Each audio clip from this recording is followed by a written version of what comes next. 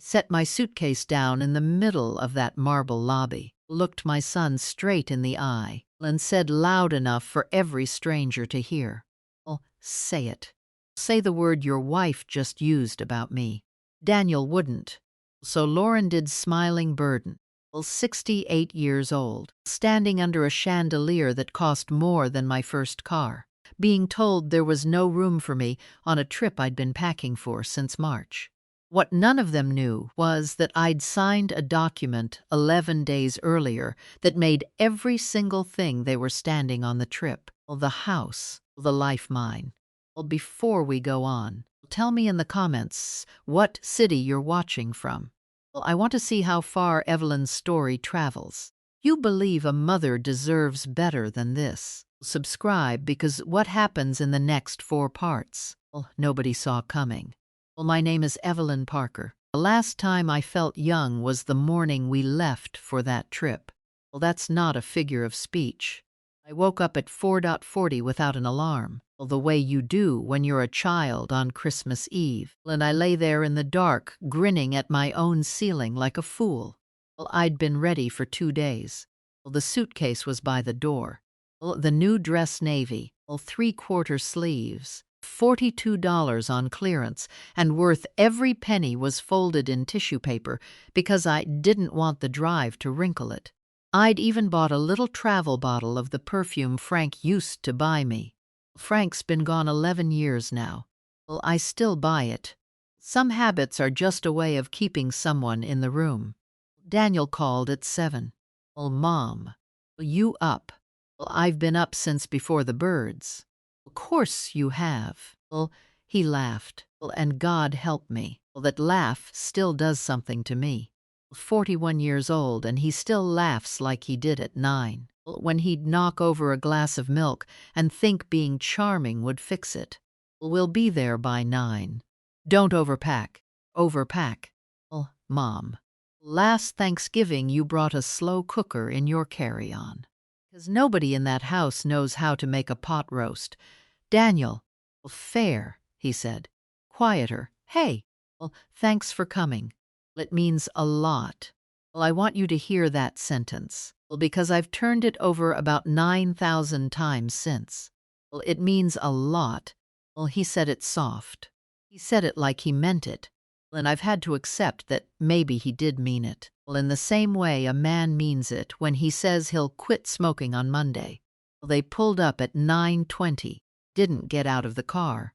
Daniel came up the walk and took my suitcase and made a big show of how heavy it was, staggering sideways. Well, and I swatted his arm and told him he was ridiculous. Well, and for about 90 seconds, we were exactly who we used to be. Well, then he loaded it in the back and I got in behind Lauren. Well, and she turned around in her seat with that smile. You look rested. Well, now, well, I want to be fair. If you write that down on paper, well, it's a compliment. If you'd been in that car, you'd have heard what I heard, which was, you look old. Lauren has spent 14 years handing me sentences that are perfectly innocent on paper. Well, that's her whole art form. You can't hold up a single one of them and say, look what she did to me. You'd sound insane. Bitter old woman who can't take a compliment. Well, that's the trap. Well, that's the entire trap. Well, and I lived inside it for 14 years. Thank you, sweetheart, I said. You look lovely. Well, she did. Well, she always does. Kids were in the far back. Mia's 16. Well, Caleb's 12, and Mia had her headphones on, and Caleb was already asking how long. Well, 3 hours. 3 hours down the coast to a resort I'd never heard of. Well, the kind of place with one name and no street number. Well, because places like that assume you already know where they are. Well, Daniel had told me about it in April. Well, I remember exactly where I was standing. Kitchen. Phone against my shoulder. Well, hands in dishwater. Well, we're doing a trip in June, he said. Big one. Well, the kids are getting older. Well, Mom, Mia's got 2 summers left before college. Well, and I want us all together while we still can be. Well, all of us. Well, all of us. A pause. Well, you in. Well, I had to put the plate down. Well, that's the part I can't stand remembering. put the plate down and hold onto the counter. Well, because I was 68 years old and my son had just invited me somewhere, and my eyes had gone hot like a teenager's. Well, I'm in, I said. Well, cool. Lauren's handling the bookings. Well, she's better at that stuff. Lauren's handling the bookings. Well, if I could go back in time, well, I wouldn't stop the car. I wouldn't cancel the trip. Just go back to that kitchen and listen to those 4 words and ask one single follow-up question. Well, one, send me the confirmation, honey. Well, I didn't ask. Well, because asking would have meant I didn't trust her. Well, and in that family, well, not trusting Lauren was the one unforgivable sin. Well, the drive was fine. Well, that's the awful part. Well, it was fine. Lauren played her podcast. Daniel drove with one wrist over the wheel the way Frank used to. Well, Caleb asked me about the war, and I said, "Which war?" Well, honey, and he said the old one. And Mia took out one earbud and said, "Caleb." Well, oh my God. Well, and I laughed so hard I had to wipe my eyes. Stopped at a gas station outside Santa Maria. Well, I bought everyone something.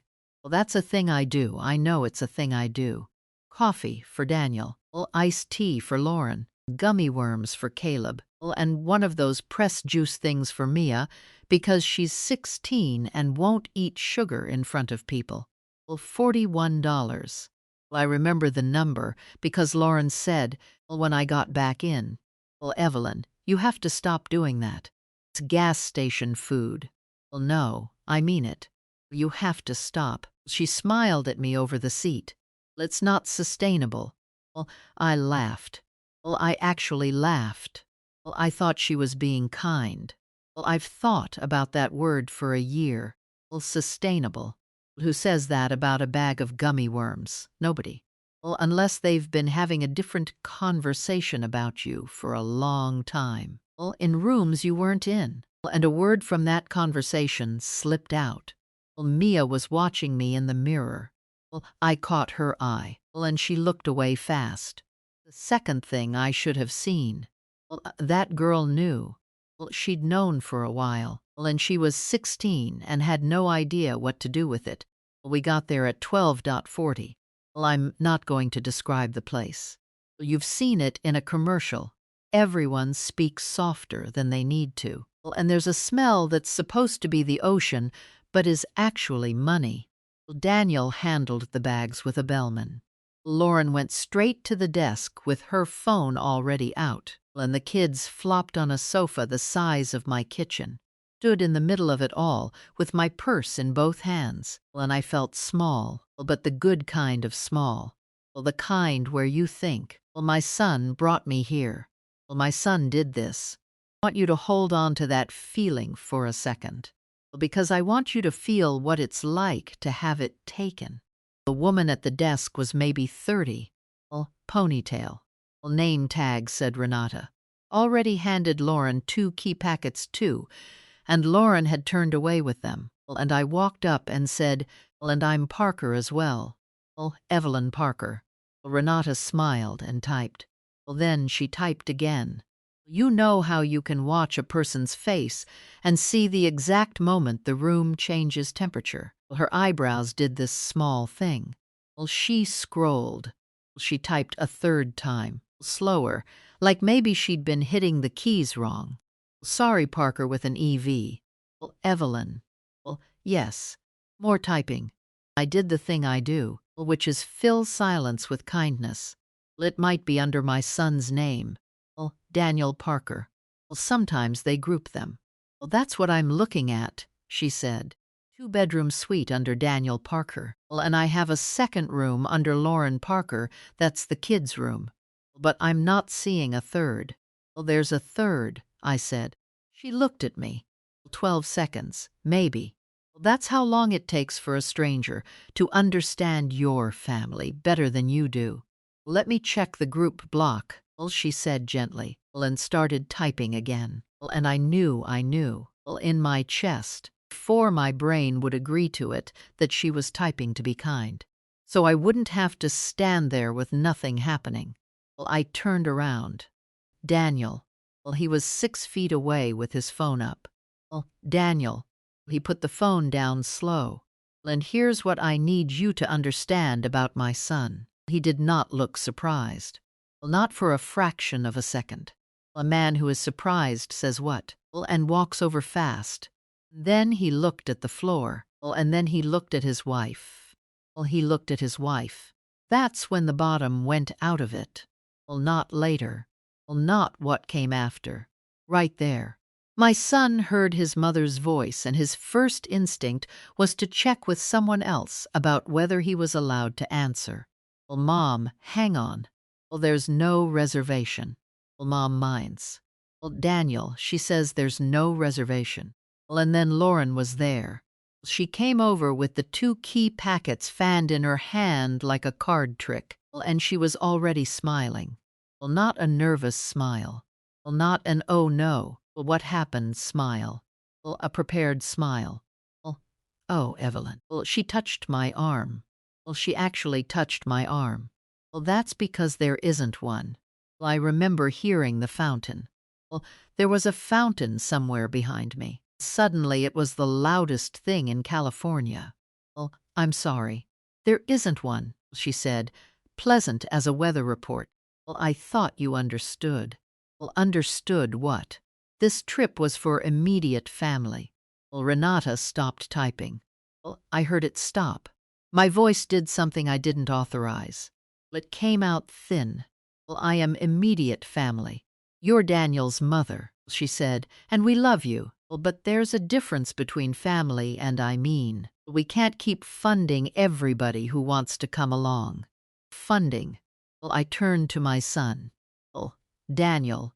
Well, nothing. Well, Daniel. Well, look at me. Well, Mom, can we not do this here? Well, not do what here? Well, and now my voice was too loud. Well, and I heard it be too loud. Well, and the shame of that of being the old woman raising her voice in a nice lobby, that shame arrived before the anger did. That's what they count on. Count on you being more afraid of the scene than of the injury. Well, I packed a bag, Daniel. Well, I bought a dress. Well, I've had this on my calendar since April. Well, you called me. You called me. Well, I know. Well, I know I did. Well, then where am I sleeping tonight?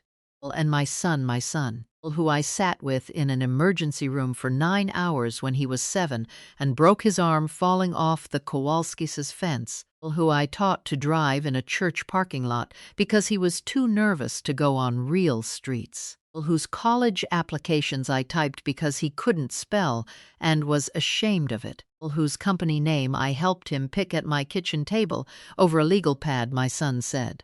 We figured you'd be more comfortable at home.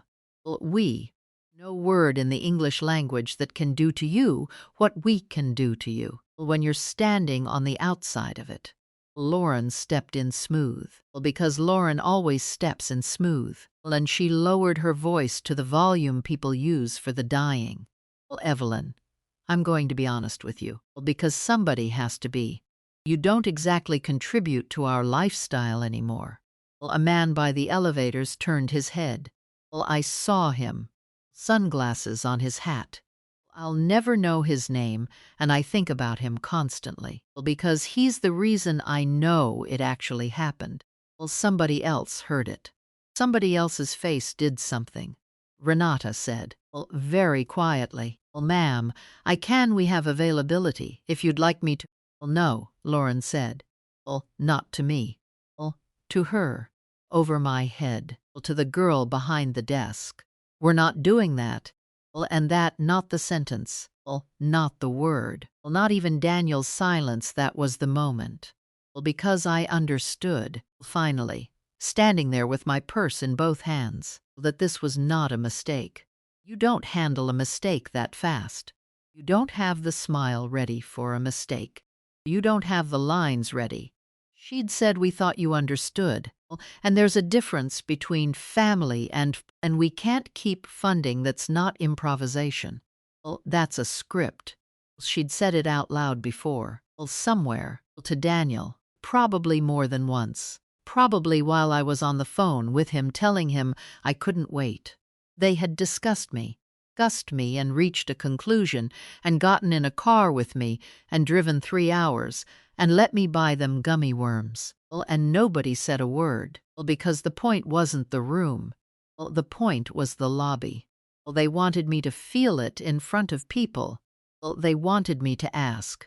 Well, they wanted me to say please, so that from that day forward the arrangement would be clear. Well, Evelyn gets what Evelyn is given. Well, and Evelyn is grateful. And here is where I have to tell you something. Well, and I'd like you to sit down for it. Well, because I'd been carrying it for 11 days. Well, I looked at Lauren's handbag. Well, that's all. Well, that's the whole thing. Well, my eyes just went there. Well, the way your eyes go somewhere when your brain is drowning. Well, cream-colored, gold hardware. She'd gotten it in March and posted a picture of it on a marble countertop with the caption, "Treat yourself." 11 days before that lobby, well, I'd sat in a conference room with a man named Arthur Kessler, who was my husband's attorney for 31 years and is now mine. Well, and I'd signed a stack of papers, and Arthur had taken his glasses off and said, "Evelyn, I want to make sure you understand what you just did." Well, I understand. Well, because once this is filed, you're going to have to actually use it, or it's just paper. Well, I know. I'd gone home that day and made coffee and told myself I'd never use it. Well, that it was just tidiness. Well, just a sensible woman getting her affairs in order. Well, I was lying. Well, I've been lying to myself about that for a year, and I'm done. I did it because some part of me, some quiet, watchful part that had been taking notes for 14 years already knew. Well, and standing in that lobby, looking at a cream-colored handbag, I did the math. Well, the bag was on the emergency account. The one I opened in 2019 after Daniel's truck died and he cried on my phone about payroll. Well, the one I told them was for emergencies and never once mentioned again. Well, because mentioning it would have been unkind. Well, and I was raised to believe that generosity announced is generosity destroyed. The suite was on that account. Kid's room was on that account. The rental car in the lot was on that account. Well, the gas we'd burned getting here. The trip they'd told me I wasn't immediate family enough to attend the trip where my daughter-in-law had just informed a resort employee that they would not be finding me a room. Well, was mine. Well, every dollar of it was mine. Well, I want to be very clear with you about what happened inside me in that second. Well, because I've heard people tell stories like this, and they always say rage. Well, they say they saw red. Didn't see red. Well, I went calm. It was the strangest thing I have ever felt. It was like someone opened a window in a room that had been shut for 11 years. Well, my hands stopped shaking. Well, my face stopped burning. All the noise, the fountain. Well, Caleb asking Mia for the Wi-Fi password. Well, Renata's typing, it all went very far away and very clear at the same time. Well, and a voice in my head, well, my own voice, said, "Evelyn." Well, they don't know. They didn't know. Well, they thought the money came from Daniel's company. Well, because I'd let them think that. I built that fiction with my own 2 hands for a decade, brick by brick. Well, because I wanted my son to walk through the world like a man who built his own life. Well, I'd routed things through accounts. Well, I'd called them returns on Dad's investments. Well, I'd said the company had a good quarter. Well, honey, to my own son about his own company and watched him stand up straighter. Spent 10 years making a man feel self-made. He had spent about 4 seconds letting his wife tell me I didn't contribute. Well, Evelyn, Lauren tilted her head. "Are you okay? You've gone a little." "Well, I'm fine," I said. Well, and I smiled at her. Thought a lot about that smile. Well, I think it scared her. Well, not right away. She was too pleased with herself right away, but I think that night, lying in a suite I paid for, it came back to her. "I'm fine," I said again. "You're right. Well, I'd be more comfortable at home." Well, Daniel's head came up. Well, that was not the reaction he'd rehearsed for. He'd rehearsed for tears. Well, he'd rehearsed for how could you? Well, and for the drive where he'd get to be gentle with me and feel like a good man about it. Well, Mom minus. No, honey. Well, she's right. Well, I turned to Renata. Thank you for your help. And I'm sorry you had to be in the middle of that. Well, Renata's mouth opened and nothing came out. Don't be dramatic, Lauren said. And there, it was the flick of irritation. Well, the first crack. Well, because I wasn't doing my part. Nobody said you had to leave this second. Well, you can have lunch with us. Well, we're just saying for the nights. Well, that's very generous, I said. Well, and I meant it as a knife. And she took it as a compliment. Well, and that told me everything about the last 14 years. Well, I picked up my own suitcase. Daniel tried to grab the handle, and I moved it. I didn't yank it. Well, I just moved it. 6 inches. And he stopped like he'd touched an electric fence. Well, Mom, at least let me. Well, Daniel, I looked up at him. Well, he's 6'1". Well, he got that from Frank. Well, when she said it. Well, just now. Well, when she said I don't contribute. Well, Mom looked at the floor. His jaw moved. Well, that's all, I said. Well, that's all I'm going to say about it. Looked at the floor. Well, Caleb had appeared next to us, 12 years old. Well, no idea, hair in his eyes. Well, Grandma, are you not coming? Well, and that almost broke me. Well, that almost took the whole thing down. Well, Grandma's got some things to do at home, baby. But you just got here. Well, I know. That's dumb. Well, Caleb, Lauren said sharply. Well, it kind of is, Mia said. Well, she said it from the sofa. She didn't look up from her phone. She said it flat and quiet and to nobody. Well, and Lauren's head snapped around. Well, and I watched my granddaughter, 16. Well, 1 foot already out the door of that house, decide she'd rather take the hit than say nothing. She was braver at 16 than her father was at 41. I put my hand on Caleb's head. You go swim. You tell me about it. You'll call. Well, I always call. The doors were automatic and they opened too slow. Dignity of a place like that. You want one clean exit in your life and the door takes its time. Daniel followed me out. Well, of course he did. Well, Mom, wait. It's 3 hours. Well, you can't drive. He stopped. Well, how are you getting home? We both stood there in the sun. Well, and I watched him do the arithmetic. Well, and I watched it land. They'd driven me.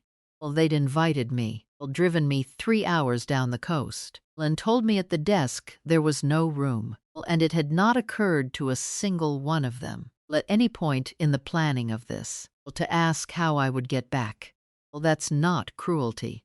Well, cruelty requires you to think about the person. Well, that's something worse. That's what happens when a human being stops being a person to you and becomes a line item. Well, I'll manage, I said. Well, Mom, don't do this. Well, don't make this a thing. Well, I looked at my son for a long moment. Daniel, do you know what your wife bought with the emergency card in March? Well, he blinked. Well, what? Well, never mind. I pulled the handle up on my suitcase. Go on. Well, your lunch reservation's at 1. Well, how do you know that? Well, because I'd seen it. Because it had come through on a statement 11 days ago. Well, with a hold and a deposit and a party of 4. Well, and I had sat at my desk with my reading glasses on and stared at the number 4 for a very long time. Well, and then I'd called Arthur Kessler. Well, party of 4. Well, they'd booked the dinner in March. Well, the dinner I bought the navy dress for. Well, there had never been a 5th chair. Lucky guess, I said. Well, I got a ride share from the resort to a Hertz in San Luis Obispo. The driver's name was Marcus. He had a baby seat in the back he apologized for. Well, and he asked if I was having a nice vacation. Well, short one, I said.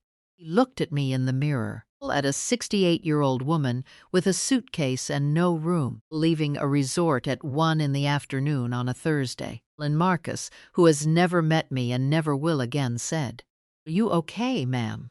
2 words more than my son managed. Well, I will be, I said.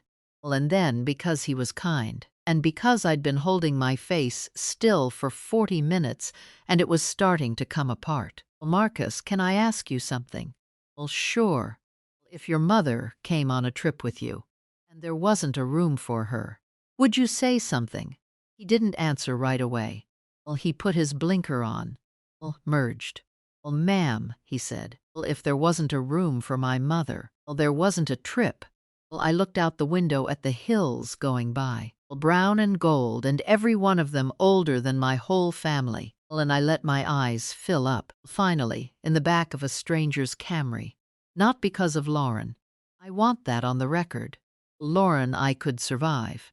Because of a boy who broke his arm on the Kowalskis' fence, and who I sat with for 9 hours, and who is now a man who looks at the floor. Well, the rental was $94. Well, I paid on my own card, my real one, the one nobody knows about, and I drove north with the windows down because I couldn't figure out the air conditioning, and I've refused, well, absolutely refused, to go back in and ask. Well, 3 hours. Nobody called. Well, I want you to sit with that. Not Daniel. Well, not Lauren. Well, 3 hours on the 101. Well, and my phone stayed dark on the passenger seat, where the navy dress was, still in its tissue paper. Well, because I'd never even gotten the suitcase open. Well, they went to lunch. Well, I know they did. Well, because I saw it 8 days later on a statement. 1:14 p.m. Well, party of 4. Well, $186 and change. Well, on my card. Well, at 4:20 in the afternoon, I came off the freeway into my own town. Well, past the Lutheran church and the tire place, and the light at 5th, where Daniel learned that yellow doesn't mean go faster. Well, and I pulled into my driveway. Well, and I sat there with the engine ticking. Well, and I didn't cry. Well, I'd already done that. Well, in the Camry. Well, with Marcus. Well, and I've come to believe that was the last of it. Well, some grief has a bottom. You just have to fall all the way to it. Well, I went inside. The house was the exact temperature I'd left it. Didn't unpack it. Well, and it sat by that door for 4 months. Well, and I'd like to tell you that was symbolic. But the truth is, I just couldn't look at it. Well, I made coffee. Well, I sat at Frank's desk. And then I opened the laptop and logged into the account. Well, 1,800 a month. Well, automatic. Since 2016. Well, 10 years. Do the math with me. Well, $216,000. $216,000. Well, sent quietly, well, monthly, to a man who told a resort employee that his mother would be more comfortable at home. There was a button. Well, there's always a button. Blue, and it's small, and it says cancel transfer, and it takes 1 click. Well, and I want to tell you that I hesitated. Well, that I thought about it. Well, that I got sentimental. Didn't. Well, I clicked it. Well, and a little box came up and said, "Are you sure?" Well, and I said out loud to an empty kitchen, in a voice I didn't recognize as my own. Well, oh, honey, I've never been more sure of anything in my life. Then I opened the second tab and removed Evelyn Parker as an authorized user on the emergency account. Effective immediately. She was, at that moment, somewhere around the 4th hole, or the spa, or the pool, somewhere with a card in her wallet that she believed was a fact of nature. Well, then I picked up the phone and I called Arthur Kessler at 5:51 p.m. And he answered on the second ring because he's 74 and doesn't believe in voicemail. Well, Evelyn, you're supposed to be in California. Well, Arthur, I said, you remember what you told me? Well, about how it's just paper unless I use it. He was quiet for a second. Then Arthur Kessler, who buried my husband with me and held my elbow at the graveside, said, "What did they do?" Well, and I told him, well, all of it. Well, the lobby. Well, the word. Well, the floor my son looked at. Well, the party of 4 in March. 11 minutes, and he never once interrupted. And when I finished, there was a silence so long, I thought the call had dropped. Well, then he said, well, very carefully, "Before I do anything, I need you to understand something. Well, and I need you to actually hear it. Go ahead." Well, they don't know. Well, I know they don't know. His voice sharpened. Well, Evelyn, well, listen to me. Well, Daniel doesn't know about the house. Always thought that title transferred in 2014. Well, he's told me so himself. Well, at your Christmas party, well, with a drink in his hand. Well, he thinks that house is his. Over my stove ticked. Well, I know, I said. Well, so when he finds out, well, I said, he's going to look at the floor. Well, Arthur exhaled. What do you want to do? Well, I looked around my kitchen. At Frank's chair. Well, at the calendar on the wall with June 12/19, California, written across the whole week in my handwriting, with 2 exclamation points, because I was so happy when I wrote it that one wasn't enough. Well, I got up. I took a pen out of the drawer, and I crossed it out. Well, all of it, all the way through the week. Well, Arthur, I said, I want you to draft a lease. Well, a lease. Well, a lease. Well, market rate. Well, for the house at 1,000. Well, 420 Halstead. Well, another silence. Well, Evelyn, he said slowly, your son lives at 1,420 Halstead. Yes, I said. Well, for now. Stood in my kitchen at 10 minutes to 6 in the evening. Well, 68 years old, with an unopened suitcase by the door and a dress I'd never wear. And I felt something I had not felt one single time since Frank died. Well, I felt awake. Well, the phone rang 3 days later. Well, it was Lauren. Well, and her voice that gorgeous, well, confident, well, weather report voice that had told me I don't contribute, well, in front of a stranger, under a chandelier, well, was gone. Well, Sunday morning, well, 9:40. 3 days and about 19 hours after a woman in a cream-colored dress told a resort employee that they would not be finding me a room. While I was standing at my own kitchen counter with a piece of toast I wasn't eating when the phone lit up and said, Lauren, and I want to tell you something honest. My first instinct was not triumph. Well, my first instinct was the same instinct I've had for 14 years, which was to answer on the first ring. Well, because what if something's wrong? Well, what if it's the kids? Well, what if somebody needs me? Well, I let it ring 4 times. Well, that doesn't sound like much. 4 rings. But I want you to understand that those 4 rings were the hardest physical thing I have ever done. Well, harder than childbirth. Harder than standing at Frank's grave and staying upright. Everything in my body wanted to pick it up. Well, 68 years of training. A mother's reflex is not a decision. Well, it's a muscle. Well, and I sat there and I made that muscle wait. On the 5th ring, I picked it up. Well, hello, Lauren. Well, Evelyn. And there it was. Well, the voice. Well, gone.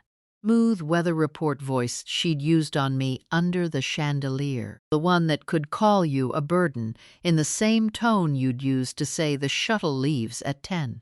Well, it was gone, and what was underneath it was thin and fast and a little high. Why isn't the card working? Well, I looked out my window at Mrs. Deutsch across the street, watering a lawn that has been dead since 2019. Well, I'm sorry. Well, the card. Well, the card's declining. Well, we're at the desk right now. Well, we're trying to check out. Well, and it's saying declined. Well, and then Daniel tried his, and that's declining too. Well, and the woman is looking at us like we're criminals. Well, that's strange, I said. Well, there was a pause on her end. Well, 2 seconds. Well, I could hear the fountain. God help me. Well, I could hear that fountain through the phone. And something in my chest went very still and very warm. What do you mean? Well, that's strange. I mean, it's strange, I said. Well, cards do that sometimes. Well, Evelyn, her voice dropped. Well, she'd walked away from the desk. Well, I could hear it. Well, the sound changed. Well, she'd gone somewhere with a hard floor. Well, Evelyn, did you do something to the card? Well, and here's the thing about that question. Well, she asked it fast. Well, she asked it in under 30 seconds, which meant that the thought had already been sitting in her, fully formed, waiting, which meant that some part of Lauren had always known exactly whose money it was. Well, no matter what she said out loud in a lobby about who contributes to what lifestyle. Lauren, I said, well, why would I be able to do something to your card? Well, silence. Beautiful. Expensive. 4-star silence. It's the emergency card, she said. Is this an emergency? Evelyn. Is it? I'm asking sincerely. You're at a resort. You've been there since Thursday. Is checking out of a resort an emergency? We can't pay the bill. Her breath went ragged. It's $11,000. Evelyn. I sat down. I want to be accurate here. Because I've told this story to maybe 6 people, and every time I've flinched at this part. $11,000. 3 nights. 2-bedroom suite and a second room and lunches and a spa and a rental car and whatever else. 11,000 and change. And I had been told at the front desk that they could not keep funding everybody who wants to come along. 11,000, I said. It's the peak rate. And there's the resort fee. And Daniel did the golf thing with the guy. And I told him not to, but he did the golf thing. The kids ordered room service twice because nobody was watching them. And I'm not going to sit here and be interrogated about it. Evelyn, please, just fix the card. No, I said. The word came out so small. That's what nobody tells you. Big moment is going to feel big. Felt like nothing. It felt like saying no to a second cup of coffee. What? I said no. You're not serious. I've never been less funny in my life, Lauren. She laughed. It was an ugly sound, and it was the first honest sound I'd heard from her in 14 years. Okay. Okay, wow. This is a punishment. No. This is you punishing us because you didn't get a room.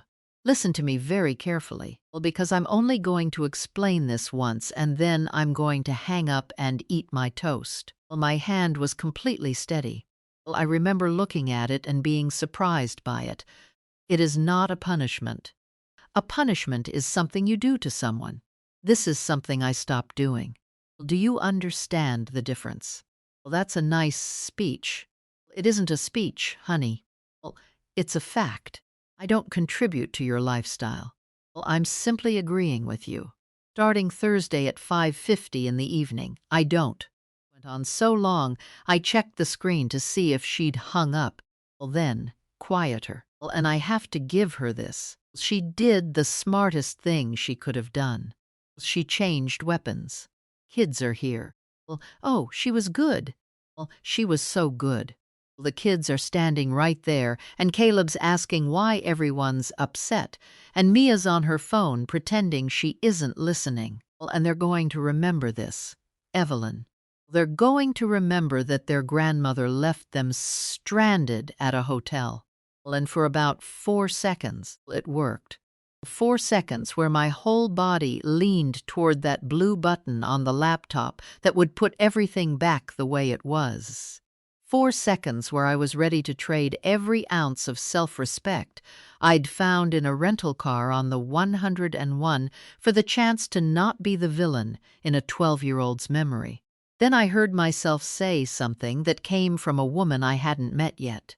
Lauren, put Daniel on. He's dealing with the desk. I'll put my son on the phone. He's busy. Evelyn. Then I'm busy too. I hung up. I hung up on her. And I put the phone face down on the counter. And I stood there with both hands flat on the granite, and I shook. Just for a minute. All of it came out at once. My knees, my shoulders, my jaw. 68 years old, shaking in my own kitchen because I'd hung up a telephone. That's what they'd made me. That's what 14 years of being agreeable makes a person. A woman who needs a full minute to recover from ending a phone call. It rang again 9 seconds later. I let it go. It rang again. I let it go. At 10:04 I turned it off entirely, and I went out to the garage and I found the box. Frank labeled everything. 31 years of marriage, and the man labeled everything in block capitals with a fat black marker. And there on the third shelf, where I'd put it in 2015 and not touched it since was a banker's box that said Halstad, And under that, in smaller letters, title, tax, insurance. And under that, in the smallest letters of all, because Frank was Frank. Don't let anyone tell you different. I sat down on the concrete floor of my own garage, and I laughed until I cried. He knew. 11 years dead, and he knew. Sat in that garage with a marker, and he'd thought about a day like this, and he'd left me a note on a box. 40, I called Arthur Kessler, and he picked up on the second ring, like always. Evelyn. I found the box. Good. Bring it Tuesday. And Evelyn. He paused. Don't answer your phone this weekend. Too late. How bad? $11,000 bad. Arthur made a sound. I've known that man since 1981, and I have heard him make that sound exactly twice. Once at Frank's funeral, and once on my kitchen floor with a banker's box in my lap. Did you tell her? About the house? No. Don't. Not on the phone. His voice went into the register he uses in courtrooms, which I have only heard through a door. Right now she thinks you cut off a credit card. Let her think that. The second she knows about the house, everything changes. And I want a piece of paper in my hand before that happens. Not after. Why? Because people behave differently, he said, when they find out the floor is not theirs. Monday, 8:15 in the morning. They got home from the resort. I know the exact time because Mrs. Deutsch texted me since Mrs. Deutsch has nothing to do and a direct sight line down Halstead from her sister's place, which is a whole other story. At 8:15 they got home, and at 8:41 my doorbell rang. I opened it, and my son was standing on my porch, and I need to describe him to you. Not the room, not the light, just him. Daniel had not slept. He had on the same shirt from the drive down, 4 days on the same shirt, and there was gray in his beard I hadn't noticed in the car. And he had his keys in his fist, like a man who'd forgotten he was holding them. Mom. Daniel. Can I come in? And I said, no. I don't know which of us was more shocked. His mouth came open. This is a man who has never once in 41 years stood on the outside of my door. You're serious. I am. Mom, it's me. I know who it is. Are you going to make me stand out here? Daniel, I said, you made me stand in a lobby. He put his hand on the doorframe. He looked at it. And then he did the thing he does, the thing he's done since he was 9 years old, with milk all over the floor, which is that he got charming. Okay, he said, and he almost smiled. Okay. That's fair. That's a good one, Mom. That's a really good one. It isn't a joke. I know it isn't. Then why are you smiling? And that killed it. His face came apart. Right there on my porch, at 8:43 in the morning, my son's face came apart, and he said, because I don't know what else to do with my face, which is, I think, the single truest sentence Daniel Parker has ever said to me. I let him in. I'm not going to pretend I was made of steel. I let him in. But I did not make him coffee, and I want to tell you that not making coffee for my own son in my own kitchen was harder than hanging up on his wife. And my hands actually reached for the pot twice, and I made them stop. He sat at the table. I stood. They held the passports, he said. What? At the hotel. When the cards declined.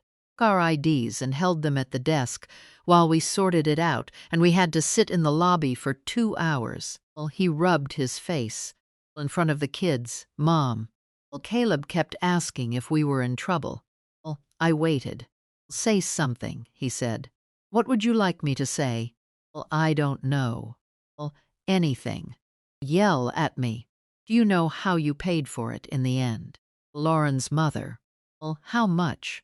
He didn't answer. How much, Daniel? She wired 11.4, he said, to the table. She's going to hold it over Lauren's head until the day she dies. Well, and honestly, well, Mom, honestly, well, I think that's why Lauren's so. Well, he stopped. Well, so what? Well, angry. Well, I laughed. Well, I couldn't help it. Well, it came out of me like a cough. Lauren's angry. Well, Mom, your wife is angry. That's what we're doing this morning. Well, we're here about Lauren's feelings. Well, that's not what I meant. Well, then say what you mean. Well, Daniel, because you had 4 days and 3 hours in a car and $1,000 of my money to figure out what you mean. Well, and you're sitting in my kitchen at 8 in the morning telling me about your wife's emotional state. Both hands over his face. Well, and then muffled. Well, through his fingers. Well, he said the sentence that changed the shape of everything. Well, and he had no idea he was saying it. Well, Mom, we can't afford this. Well, I went very still. Well, can't afford what? Any of it.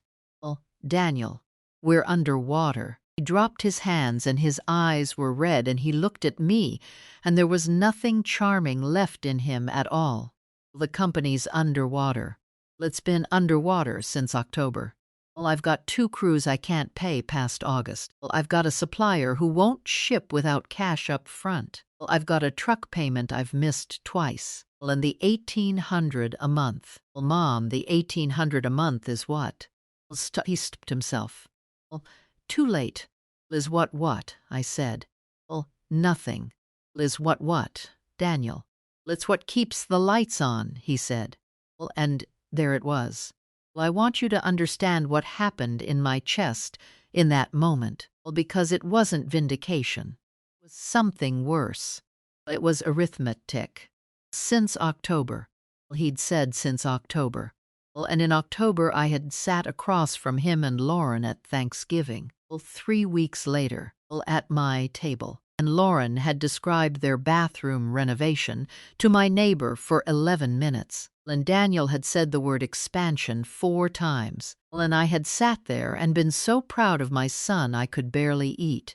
Well, October, I said. Well, Mom, you've been drowning since October, and I found out on a Monday in June in my kitchen because you slipped. Well, I was handling it. You were what? Well, I was handling it. Well, Daniel, you were not handling it. I was handling it. Well, I have been handling it since 2016, and you didn't know. Well, and now you're telling me you knew you were sinking 8 months ago, and you got in a car with me and drove 3 hours and let your wife tell a stranger at a desk that I don't contribute to your lifestyle. Well, I know, because I don't think you do. Well, and now my voice was rising and I didn't stop it. Well, and I want you to know that was the first time in my adult life I have ever let my voice rise at my child. Well, I think you told her something. Well, I think at some point you sat in your living room and you said something about me. Well, and she repeated it back to me in a hotel lobby. Well, and Daniel, I have been trying for 4 days to figure out what it was. Well, he didn't say anything. Well, what did you tell her? Well, nothing.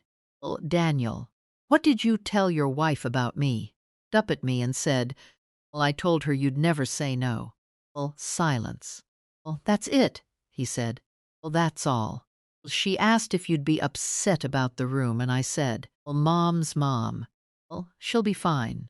Well, she'd never make a scene. Never say no to us. Well, the clock over my stove ticked 11 times. Well, I counted them. Well, get out, I said.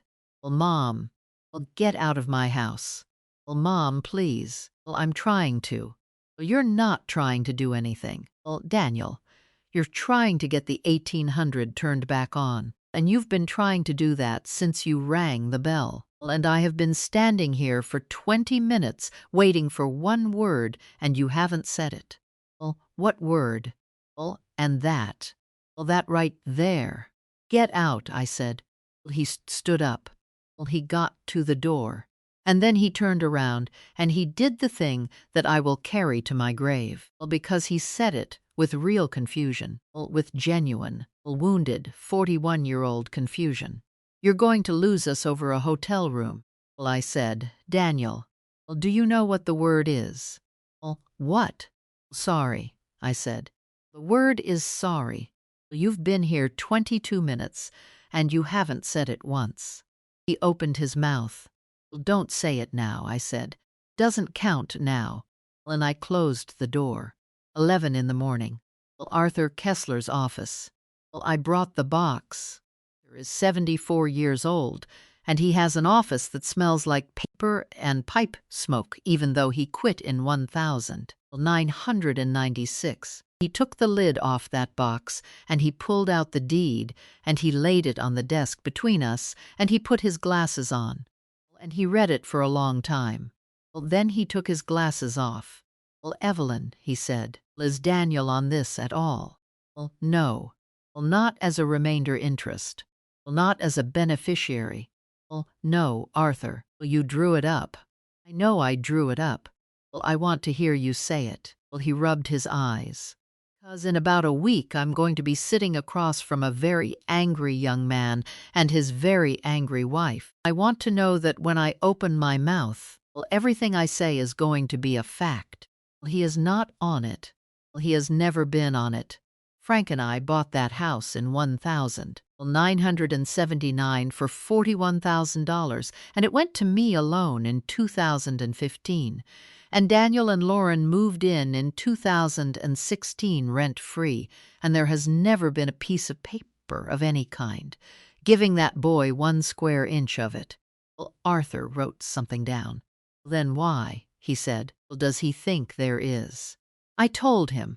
Well, I told him the whole rotten, kind, well-meaning, catastrophic truth, which is that in 2016, Daniel had asked me straight out, in the driveway, with the moving truck behind him. He'd said, Mom, are you sure about this? Is this our house now, or are we just staying? And I had said, it's your home, honey. Home.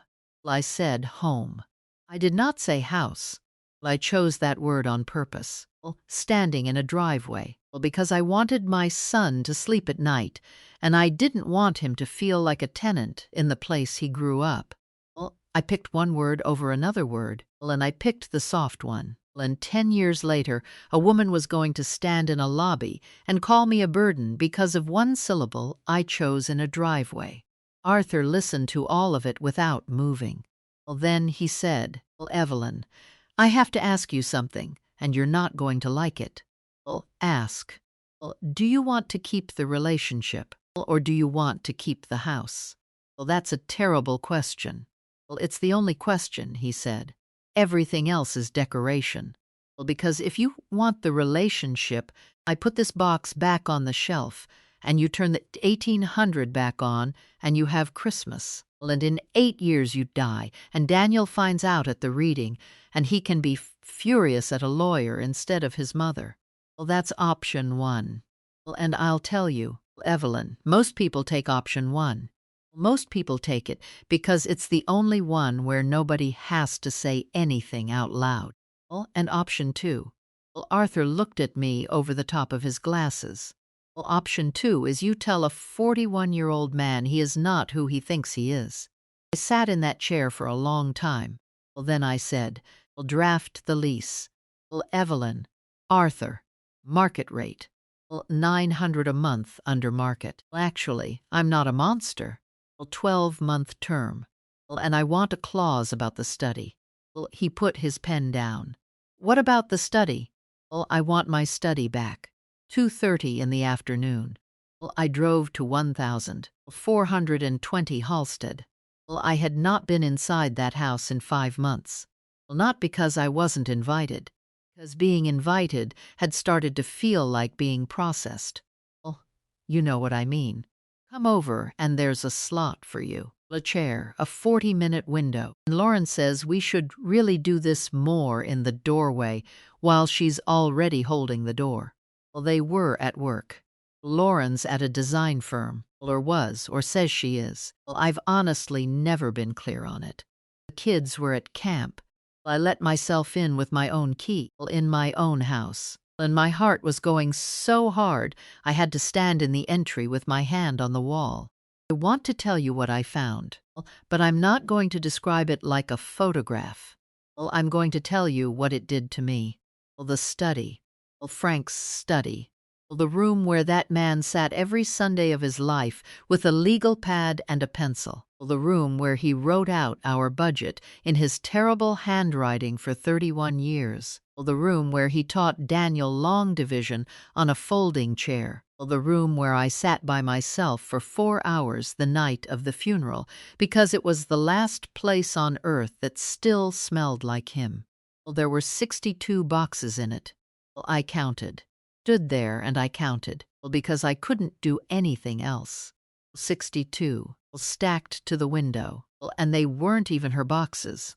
They were shipping boxes, Amazon, Nordstrom, 2 of them still sealed with the tape on, unopened from November. She hadn't even wanted the things. She'd wanted the ordering. Frank's desk was under them. They'd put boxes on Frank's desk. And I want to be very careful how I say this next part, because I've heard myself say it wrong before, and it comes out sounding crazy. I did not care about the desk. It's a desk, plywood and veneer, and it's worth $80. Cared that nobody in that house had ever was once thought, maybe not that room. Nobody had a conversation. That's what got me.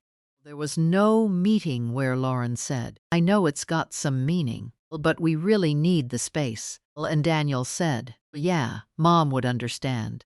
That conversation never happened. I would have understood if that conversation had happened. The room was just empty to them. The whole room was empty, because the man in it was dead, and dead men don't take up space. Sat down on the floor between the boxes at 2:47 in the afternoon, and I said out loud, to nobody, Frank, they put boxes on your desk.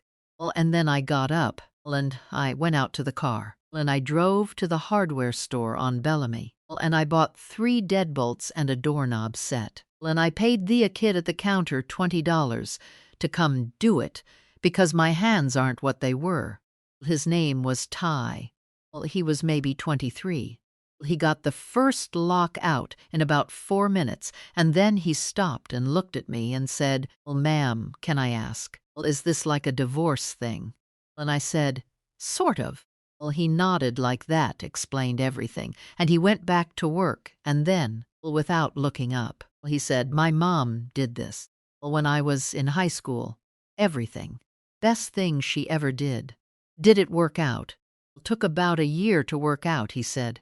But yeah. What happened in the year? Ty set the new bolt in and tested it. Click. Everybody got real honest, he said. I did not empty the house. I want that on the record, too, because I've had people tell me they'd have thrown every one of those boxes on the lawn. And I understand that. I do, but that isn't what happened. I took one thing. Legal pad out of the bottom drawer of that desk, and I put it in my purse, and I locked the door behind me at 4:20 in the afternoon, and I drove home. And then I sat in my driveway, and I waited. Because I knew exactly what time Lauren got home. And I knew exactly what was going to happen at 5:10. And I want you to know that I turned my phone on and set it on the dashboard, and I watched it like a woman watching a fuse. 5:14. Lauren. I let it ring twice this time. Progress. Hello, Lauren. The key doesn't work. Not hello. Not Evelyn. She was screaming. My daughter-in-law, who has never in 14 years raised her voice above a country club murmur, was screaming so loud I had to hold the phone away from my ear. And in the background I could hear Caleb saying, Mom, Mom. I know, I said. You know. I changed them this afternoon. You changed. Evelyn. Evelyn, that is our house. And there it was. The sentence. Out loud on a Wednesday, at 5:14 in the afternoon, in a driveway, from a woman standing on a porch with 2 children and a grocery bag. Our house. I closed my eyes. Lauren, I said, put Caleb in the car. What? Caleb in the car and roll the windows up and then come back and talk to me. Well, because you're about to have a conversation your son should not hear. Something in my voice did it. Well, I heard her walk. Well, I heard a car door. Well, and when she came back on, she was breathing like she'd run somewhere. Well, Evelyn, well, what is happening? Well, is Daniel there? Well, he's on his way. Well, then wait for him. You're going to tell me right now. Well, you're going to tell me right now why I am standing on my own porch. Well, it isn't your porch. Well, silence. Well, excuse me. Lauren, has Daniel ever shown you a deed? Well, nothing. Well, I'll wait, I said. What are you talking about? Well, it's a simple question, honey. Well, in 10 years. Well, has anyone ever shown you a piece of paper with your name on it? Well, or your husband's name on it? Well, for 1,420 Halstead. Nothing. Nothing. I could hear the whole thing coming apart. I could hear her running back through 10 years of her life at about 100 miles an hour. 10 years of mortgage-free living. 10 years of no closing. No escrow. No property tax bill in the mail. 10 years of the house Daniel's mom gave us at every dinner party. Said, Daniel. Well, I know what Daniel said. Well, Daniel said it was ours. He said it was transferred. He said in 2014. Well, no, 2016. He said when we moved in, he said, well, believed that, I said. I'm not going to lie to you and tell you your husband lied to you. Well, he believed it. Well, I let him believe it. And I will carry that. Well, and I am not carrying anything else. Well, I heard a car pull in. Well, I heard the engine cut. Well, I heard my son's voice say what's going on from a distance and get closer. Well, and Lauren said, quiet, and this is the part I dream about. Well, Evelyn, we can't. Well, not you can't do this. Not that's illegal. Well, not I'll sue you. Well, we can't. Well, 2 words. And they came out of her in a register I had never once heard from that woman. Well, and it was not anger, and it was not shock. Well, it was fear. Well, real fear. Been sitting in a person for months. And I sat in my driveway with a phone against my ear, and I heard my daughter-in-law be afraid in a way that had nothing to do with a lock. And I thought, wait. Well, wait a minute. Lauren, I said slowly. Why can't you? Give me the phone. Well, Daniel, close now. What did you mean? Well, you can't. Well, give me the phone. Well, and the call ended. Thursday, 9 in the morning. Well, I called Arthur. We can't. Well, I told him. Well, Arthur, she didn't say you can't do this to us. Well, she said we can't. Well, say it again. Well, we can't. Well, Arthur was quiet. Well, Evelyn, he said. Well, when I pulled the title Tuesday, well, I only ran the vesting. I didn't run the full report. Well, meaning what? Well, meaning I confirmed you own it. I didn't check what's attached to it. A pause. Give me the day. At 9:12 that morning, I got a text from a number I didn't have saved. It said, Grandma, it's Mia. Well, don't tell Mom I have this number. Are you okay? Then, before I could even type, well, don't answer that. Well, I know you're not. Well, I sat down on the arm of the couch. Well, I typed, deleted, typed, deleted. 68 years old, and I could not figure out how to talk to a 16-year-old. Well, I sent, I'm okay, sweetheart. Well, are you? Well, the 3 dots came and went 4 times. Well, then she sent. I have to tell you something, and I'm going to get in so much trouble. Mom didn't forget your room. Well, then, she never booked it. Well, I was there. She made the reservation in March on her laptop, and I asked why it said 4, and she said because it's 4. Well, I couldn't breathe. Well, then, and I said, what about Grandma? And she said, Grandma isn't going to be a problem after June. Well, I read that 6 times. Well, after June. Well, not Grandma isn't coming. Well, not Grandma can't afford it. Well, not Grandma's got her book club. Grandma isn't going to be a problem after June. Well, that's a sentence about a future. Well, that's a sentence from a woman who has a plan with a date on it. Well, my hands were shaking so hard I dropped the phone on the floor. Well, I picked it up and I typed, Mia, what is happening in June? Well, the dots came. Well, went. Well, came. Well, I don't know. There's a guy. He's been at the house like 5 times, and Mom makes me take Caleb upstairs. Well, then, he has a folder. Well, Arthur called at 4:40 that afternoon. Well, I knew from the way he said my name. Well, Evelyn. Well, Arthur. Sit down. Well, I'm sitting. Well, no, you're not. Well, you're standing in your kitchen. Well, I can hear the floor. Sit down. Well, I sat down. Well, Arthur Kessler took a breath. Well, and in 51 years of knowing that man, I have never heard him take a breath before speaking. Well, not once, not at the funeral, well, not anywhere. Well, I ran the full report on 1,420 Halstead, he said. Well, there's a lien on it. Well, the refrigerator hummed. Well, a what? Well, a deed of trust. Recorded April 9th of this year. $240,000 against your house. Evelyn, that's not possible. Well, I'm looking at it. Well, Arthur, that is not possible. Well, nobody can borrow against my house. Well, they'd need. Well, and I stopped. Well, because I heard it before I said it. Well, I heard the whole shape of it. Well, the trip, the timing. Well, the party of 4 in March. Well, the after June. Well, the man with the folder. Well, the 14 years. Well, all of it. Well, and the room got very far away and very clear at the same time. Exactly the way it had in that lobby. Well, they'd need my signature, I said. Well, yes, Arthur said. Well, they would. Arthur. Well, Evelyn. Do they have my signature? Well, and my husband's lawyer of 31 years. Well, 74 years old. Sitting alone in an office that smells like a pipe he quit in 1996, said the 6 words that ended one life of mine and started another. Notarized, he said. Well, it's dated. Well, and Evelyn, well, it's a very good forgery. Friday, 10 in the morning. Well, and I sat in Arthur Kessler's office with a photocopy in front of me that had been blown up to 150%. And Arthur put his finger on the bottom of page 4 and said, "There. Well, that's the one I want you to look at." Well, I looked at it.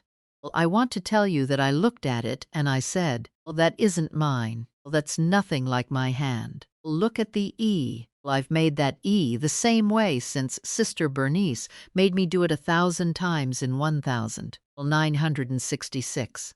Well, that is not what happened. What happened is that I looked at that signature for 11 seconds and I got cold from the scalp down. Well, because it was my E and my V and the little hook I put on the N because I've always run out of patience by the end of my own name. And the pen skipped in the same place mine skips. Well, and there was that thing I do where the P in Parker comes up too high because my wrist doesn't sit flat anymore. Well, Arthur, I said. Well, I know. Well, Arthur, that's not a forgery. Well, I know, he said. Well, that's my hand. Well, I know, Evelyn. You don't understand what I'm saying to you. Well, my voice came out strange. Well, flat and fast. Well, I'm not saying it looks like my hand. Well, I'm saying that is my hand. Well, that is me. Well, somebody put a pen in my fingers, and I did that. Arthur took his glasses off and set them on the desk very carefully, the way a man does when he's buying himself 2 seconds. "Yes," he said. "That's what I've been sitting with since 4 o'clock yesterday afternoon." Clock in his office was one of those old brass ones that ticks like it's counting something out loud. And I listened to it tick. And I went back through my entire life looking for the moment I killed myself. "December," I said. Well, Arthur went still. "Well, December 26th, I said. It was the day after Christmas. "Well, tell me." I was at the house.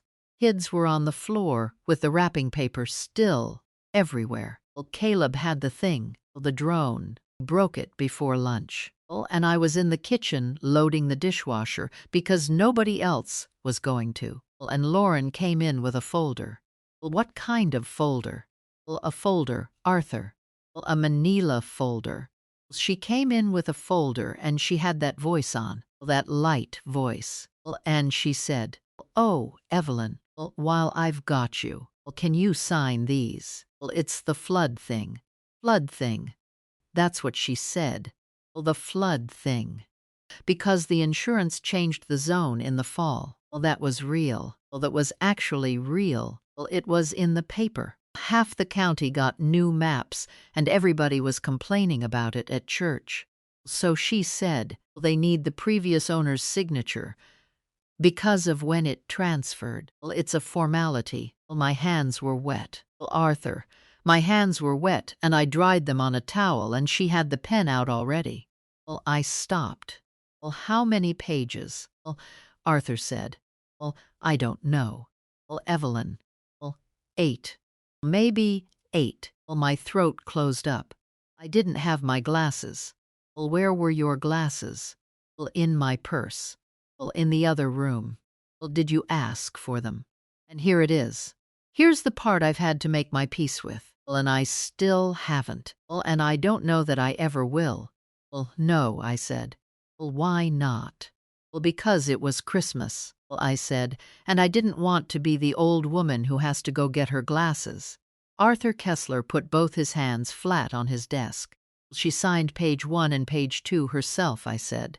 Well, I remember that. She did the top ones, and she said, well, they made me do these last week. Well, so annoying. Well, and then she flipped, and she pointed, and she said, well, and here, and here, and here, and I signed where her finger went. How long did the whole thing take? Well, 40 seconds. Well, 40 seconds. $240,000.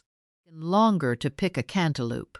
Well, Evelyn, Arthur said, well, and his voice had gone very gentle, which frightened me more than anything else that week. I need to explain what we're actually looking at, well, because it matters enormously, and I need you all the way clear. Go ahead. This document was recorded on April 9th. Your signature is notarized on April 9th. The notary certifies that you personally appeared before him on April 9th in this county and produced identification and signed in his presence. Well, he tapped the page. You didn't. Well, you signed in December in a kitchen with wet hands on what you were told was insurance. So it's fraud. Several kinds of fraud stacked on top of each other, he said. Well, but here is the part I need you to hear. Well, Evelyn, because it's going to sit on your chest for a while. Fraud that only exists because your signature is real. Well, if it were a forgery, well, I could walk into a courtroom with a handwriting expert and be done by lunch. Well, because it's real. Well, we have to prove what you thought you were signing. Well, and the only witness to what you thought you were signing is you. And Evelyn, you're 68. The other side is going to stand up and say, well, she's confused. Well, she's forgetful. Well, she signed it, and now she regrets it. Look, she can't even remember how many pages there were. I sat there. Say it plainly, I said.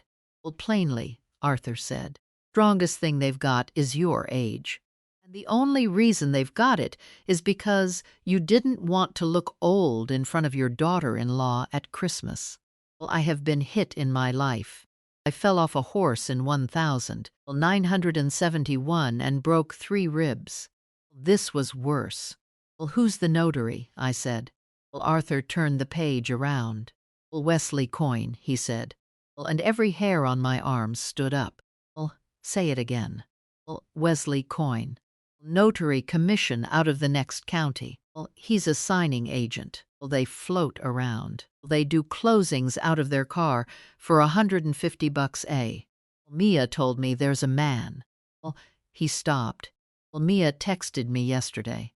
She said there's a man who's been at the house 5 times, and Lauren makes her take Caleb upstairs.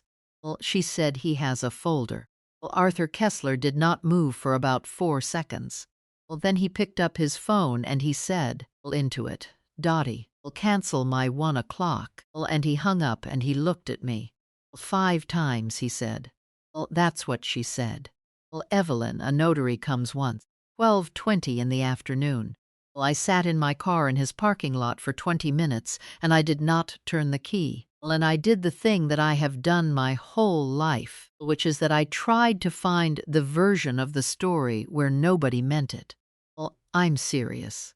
Well, that's my sickness. Well, that's the whole disease in one sentence. Parking lot, and I built it.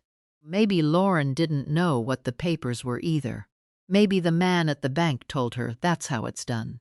Maybe Daniel was drowning and he asked her to handle it, and she panicked, and she did a stupid thing to save her husband's company, and it snowballed.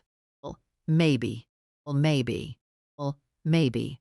I built that story so well that by 12:40 I almost believed it. Well, and I want you to know why I built it. It isn't because I'm stupid. The other story ends with my son. Well, if Lauren did that with a folder in my kitchen, well, then somebody had to be standing in the hallway, keeping Daniel busy. Well, somebody had to keep the kids out. Somebody had to not walk in. Well, and I could not make myself think the next thought. Well, so I drove home instead. At 1:15, my phone went off, and it was Mia. Well, Grandma. Mom knows you called a lawyer. Well, then, how does she know that? Well, I typed, I don't know, honey. Well, 3 dots. She's been on the phone in the car all morning. Doesn't come in the house to talk anymore. She sits in the car. Grandma, I'm scared. Well, I called her. Well, she picked up in about a half a ring, and she was whispering. Well, I can't talk. Well, I'm in the bathroom. Well, Mia. Well, she's downstairs. Well, sweetheart, listen to me. I'm not going to ask you to spy on your mother. Well, I want you to hear me say that out loud. Well, that is not your job. You are 16, and that is not your job. Well, there was a long pause, and then this girl, who is the only person in that family with a spine, said, Well, Grandma, they're going to say you're senile. Sat down on the stairs. What did you say? That's what she said in the car. I heard it through the window when I was taking the trash out. She said she's 68. She doesn't remember Christmas. Well, and then she said, Well, we just have to get to June 30th. Well, June 30th. Well, that's what she said. What happens on June 30th? Well, I don't know, she said, and then her voice cracked. Well, and my granddaughter, who has been too cool to hug me since she was 13, started crying into a phone in a bathroom. Well, Grandma, is Dad in trouble? No, baby. Well, which was the first lie I told in this whole story. Well, and I told it to a child. Well, and I'd tell it again. Friday, 6:30 in the evening. Well, Daniel called 9 times. Well, I let all 9 go. 10th, he stopped calling and started texting, and the texts went in a very particular order. And I want to read them to you in order because that order is a man's entire character. Well, Mom, call me. Well, Mom, this is serious. Mom, whatever Arthur told you. Well, call me before you do anything. Well, Mom, I can explain the paperwork. Well, Mom, please. Well, look at that 4th one. Look at how fast we got to the paperwork. I texted back one line at 6:41. Well, I said Saturday. Well, 10 o'clock. Well, my house. Well, alone. He wrote back in about 6 seconds, alone. If Lauren comes. Well, nobody comes in. He didn't answer that for 18 minutes. 18 minutes. Well, and I sat there watching those dots come and go and come and go. Well, and I want you to understand what those 18 minutes were. Well, that was a 41-year-old man asking permission to see his mother. At 7:04 he sent, okay. Saturday, 9:47 in the morning. Well, he was early. Well, he sat in my driveway for 13 minutes and didn't get out. Well, I watched him from the window over the sink. He had his head back against the seat and his eyes closed, and at one point I saw him say something to himself, out loud, alone, in a parked car, which is a thing men do when they're rehearsing. At 10:00 exactly he rang the bell, opened the door, and I let him in. And I made him coffee. I did. I want to be honest about that. I hung up on his wife. I locked him out of a house.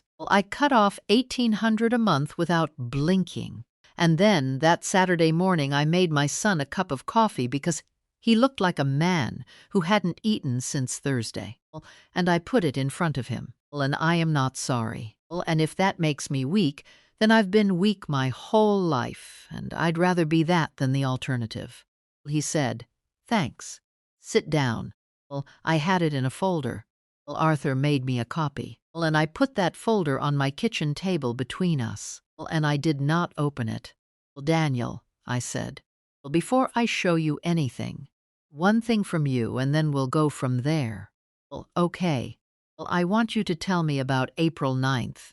Well, and his face did something I have never seen it do. Well, nothing. That's what it did. Nothing. Well, complete blank. Well, real blank. I've watched that boy lie to me since he was 4 years old, and I know every tell he's got. The ear, the swallow, well, the little laugh. Well, and there was nothing. Well, what's April 9th, he said. Well, and my stomach dropped through the floor. Well, because I realized in that second that I'd been so busy preparing for him to lie that I had never once prepared for him not to know. Well, Daniel, did you go to a bank in April? Well, what? Did you sign anything in April? Well, Mom, what is happening? Opened the folder. Well, I turned it around and I slid it across the table and I put my finger on page 4. Well, that's my signature, I said. Well, he looked down at it. Well, okay, he said slowly. Well, that's my signature on a $240,000 deed of trust against 1,420 Halstead, recorded April 9th. Well, he looked up at me, and he said, yeah. Well, yeah, like I'd told him it was going to rain. I've never in my life wanted so badly to be wrong about a person. Well, Daniel, I said, do you know what that document is? Well, Mom, it's the equity line. He was actually confused. He actually looked confused. Well, it's the equity line. He did that in the spring. You know about it. Well, the refrigerator hummed. That's all I could hear. I know about it, I said. Well, yeah. Well, how do I know about it, Daniel? Well, because you signed it, he said. And this is where it happened. Well, this is the exact word. Well, Mom, I watched you sign it. Well, I put my hand on the table. You watched me, I said. Well, yeah. Well, at Christmas. Well, the room went very far away and very clear. Well, you watched me sign it at Christmas, well, I said, and it's notarized in April. Well, what? That piece of paper says I stood in front of a man named Wesley Coyne on April 9th and showed him my driver's license. Well, he picked it up. He actually picked up the paper and held it and turned it toward the window, and I watched my son read a legal document for the first time in his life. Well, and it took him about 90 seconds. Well, and at the end of those 90 seconds, he was a different color. Well, that's not, he said. Read the notary block. Well, that's not what she. Well, read it out loud, Daniel. April 9th. Well, before me. Well, personally appeared Evelyn Parker. He stopped. You weren't there. Well, no. Well, you weren't there in April. Well, no, Daniel. Well, I was in Sacramento in April, well, at your Aunt Ruth's, well, for 11 days, well, which you know, because you texted me a picture of Caleb's game and I couldn't come. Well, he set the paper down like it was hot. And then he said the thing I'd been waiting 11 days for. Well, and it wasn't sorry. It was worse and better at the same time. Well, she told me you'd already agreed. I did not say anything. Well, I have learned this. When somebody is finally going to say it, well, you do not say anything. Well, in November, well, he was looking at the table. November, she came to me, and she said she'd talk to you. She said, your mom offered. I brought up the company, and she offered. Well, and she doesn't want you to feel weird about it, so don't make a thing out of it. Well, she said I offered. Well, she said you offered. I didn't know your company was in trouble until Monday. Well, in this kitchen. Well, when you slipped. I know that now. Well, you know it now. Well, Mom, he said it loud. First time. Well, and then quieter, I know. Well, I know that now. Well, I'm telling you what I believed in November. It never occurred to you to call me. Well, she said not to. And you didn't call me. Well, she said you'd be embarrassed. 8 months you took my money and you never said thank you, because saying thank you would have been awkward for me. He put his face in his hands. Look at me, I said. He didn't. Well, Daniel, look at me. Well, December 26th. Well, in this house. Well, in the kitchen. Where were you? Well, nothing. Well, where were you, Daniel? Well, in the living room. What were you doing? Nothing. What were you doing? Quiet, I almost missed it. She told me to keep Caleb out of the kitchen. There it is. That's the sentence. That's the whole thing. Well, right there. Well, in 9 words. He didn't sign anything. He didn't forge anything. He didn't get in a car and drive to a notary and lie under oath. 12-year-old out of a kitchen for 40 seconds because his wife asked him to. Well, and he never asked why. Well, and that is how a man loses everything. You didn't know, I said. Well, no. You knew enough to keep him out. Well, and Daniel Parker, 41 years old, 6'1", said, I didn't think about it, Mom. Well, that's right, I said. Well, that's exactly right. Didn't think about it. 11:20 in the morning. Here's what he told me over the next hour. I'm going to give it to you clean. Well, the way I got it. Well, because when it finally came out fast. Well, like a boil. Well, the company started dying in October. Commercial job in Riverside went bad. Well, the general contractor stopped paying. Well, Daniel fronted materials out of pocket because he thought it would clear in 30 days. Well, and it didn't. Well, and he chased it. Well, and it never came. Well, $91,000. Well, he never told me. He never told anybody. Put it on cards. Well, then he put it on more cards. Well, and by November he was 2 payrolls from being done. Well, and he came home one night and sat on the edge of his bed and told his wife he thought he was going to lose it. Well, and Lauren said, let me handle it. Well, let me handle it. Well, 3 words. She came back a week later and said, your mother offered. In April, he said. She told him the paperwork came through. He said he never went to a bank. He said he never met anybody named Coyne. He said Lauren handled it. Lauren always handles it. Lauren does the books. Lauren does the taxes. Lauren has done every piece of paper in that man's life since 2012 because he's dyslexic and he's been ashamed of it since he was 9 years old. And I typed his college applications. And I never fixed the shame. I just typed around it. Well, that's mine. Well, that one's mine. Well, I'll take that one. Well, Daniel, I said. Well, the $240,000. Yeah. How much of it went into the company? All of it. Well, Daniel. Well, all of it. Well, Mom, it went in. It saved the cruise. Well, I made payroll in April and May. Well, how much? Daniel. Well, I don't. 2 crews you can't pay past August. Well, on Monday. Well, in this kitchen. You said August.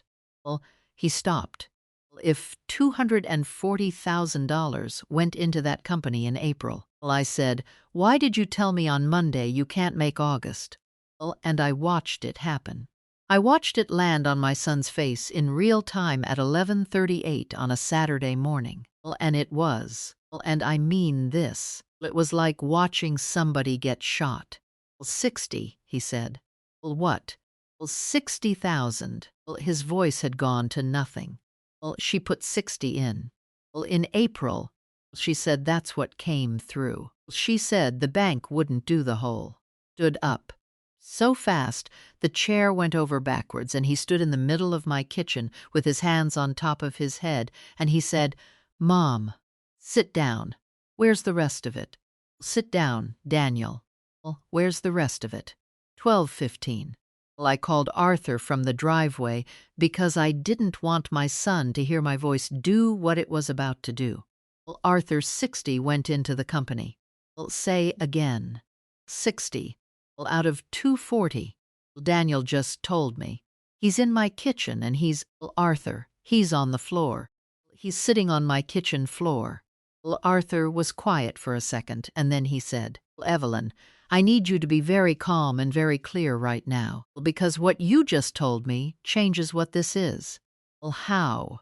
Well, because up until 11 o'clock this morning, well, the story was a desperate family took money out of Grandma's house to save a failing business, well, which is disgusting, well, and it's fraud, well, and a jury would still feel a little bad for them. Well, he paused. Well, the story at 11 o'clock is $180,000 is somewhere else. Well, somewhere else. Where does $180,000 go? Saturday, 3:00 in the afternoon. Well, Daniel went home. Well, I told him not to say a word. Well, not one word. Well, Daniel, not tonight. Well, don't you dare walk in that house and open your mouth. Well, and he said, well, Mom, I can't sit across from her. Well, and I said, well, you've been sitting across from her for 14 years. You can do one more night. Well, and he looked at me and he said, well, Mom, I'm scared. Well, which is a sentence I have not heard from that man since 1993. At 3:40 Mia texted. Well, he's here. Well, I typed, who? Well, the guy. Well, then, he's in the driveway right now. Well, Mom's in his car. Grandma there, just sitting in his car in the driveway. Well, I said, Mia, well, do not go outside. Well, the dots. Well, then, too late. Well, then I'm in the garage. Well, I can see them through the window. Well, then, and my heart stopped. He's got the folder open on the steering wheel and Shez signing something. I typed with my thumbs shaking so hard I had to do it 3 times. Mia, take a picture of the car. Nothing for 90 seconds. Then a photo came through. A silver sedan. A plate, a man's shoulder, and the back of Lauren's head. Well, then he just left. Grandma, she was crying. Well, and I sat there and I looked at that word. Well, crying. Evelyn Parker does not cry. Well, I have known that woman for 14 years. Well, she did not cry at her own wedding. She did not cry when Caleb had the seizure in 2019. She did not cry at Frank's funeral. She held Daniel's hand, and she looked at the middle distance, and her face was as smooth as a plate.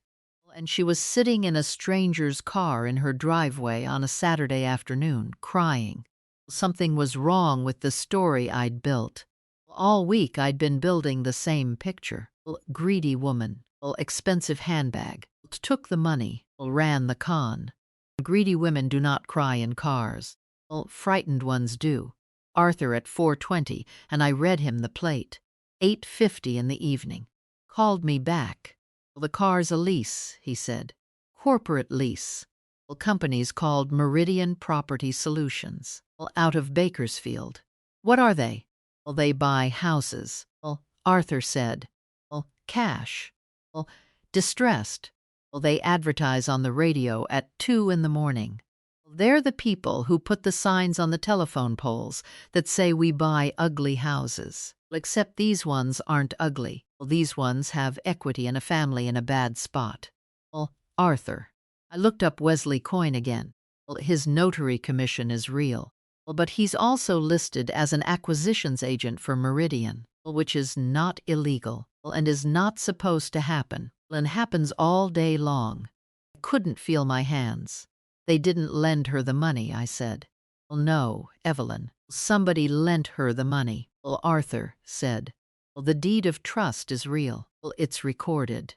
There's a real lender, and there's real interest running on it as we speak. 180,000 of it is gone. And there's a man from a house-buying outfit sitting in her driveway with a folder on a Saturday. And Evelyn, listen to me. I'm listening. June 30th, he said. The girl heard June 30th. Evelyn, that loan. I pulled the terms this afternoon. Arthur, it's a bridge loan, he said. It's not a mortgage. It's a 90-day bridge loan at 11%, and it balloons. Evelyn, the entire $240,000 comes due in one payment. I already knew. God help me. I already knew before he said it. When? I said. June 30th. Stood in my kitchen at 10 minutes to 9 on a Saturday night. 68 years old, holding a phone. And the whole thing finally turned around and looked at me. That's why the trip was in June. That's why she said Grandma isn't going to be a problem after June. That was never about a hotel room. That was never about a lifestyle, or a burden, or who contributes what. She needed me to be somewhere, And she needed me to be nowhere. And when the balloon came due on June 30th, and my house went to a cash buyer in Bakersfield for whatever they'd give her, there was going to be a very confused 68-year-old woman with no paperwork, no lawyer, and a family who'd all remember that she was standing in a hotel lobby getting hysterical about a reservation in front of 30 witnesses. They didn't leave me at that resort to humiliate me. They left me at that resort to build a record. Arthur, I said, and my voice came out perfectly level. She made me make the scene. Yes, Arthur said. I think she did. At 9:52 my phone buzzed. Mia. Grandma, I went in the office. Mom's in the shower. I found it. And then the photo came through. It was the top page of the folder, on a desk, taken crooked, in bad light, and my eyes are not what they were, so it took me a second. It said purchase agreement, and on the line that said seller, in handwriting I had known for 14 years, was my name. Saturday, 9:52 in the evening, and I sat on the second step of my own staircase holding a telephone with a photograph on it, and I could not make my thumb move. Purchase agreement, and under seller, in that handwriting. That handwriting I'd been getting Christmas cards in for 14 years. That handwriting that wrote, "Thank you, Evelyn. We love you so much" on the inside of a card in December. 3 weeks before a folder came into my kitchen while my hands were wet. She'd written my name. She'd sat down somewhere, in a chair, with a pen, and she had practiced being me. I typed, Mia. Put it back. Put it back exactly how it was and get out of that room. Nothing. Mia. Nothing. Mia, answer me. 20 seconds. 30. 40. I have never in my life felt time like I felt those 40 seconds. And I want anybody listening who's a grandmother to understand exactly what was going through my head, which was not the house, and was not the money. It was a 16-year-old girl standing in an office with a phone in her hand and a shower running down the hall. At 9:54 it came through. She's out. Then I'm in my room. Then Grandma, I think she heard me. I called her. Didn't pick up. I called again. Nothing. Stood at the bottom of my stairs at 9:56 on a Saturday night, with my heart going like a bird in a box. And then at 9:58 one more text came in, and it was 4 words. I'm okay. Don't call.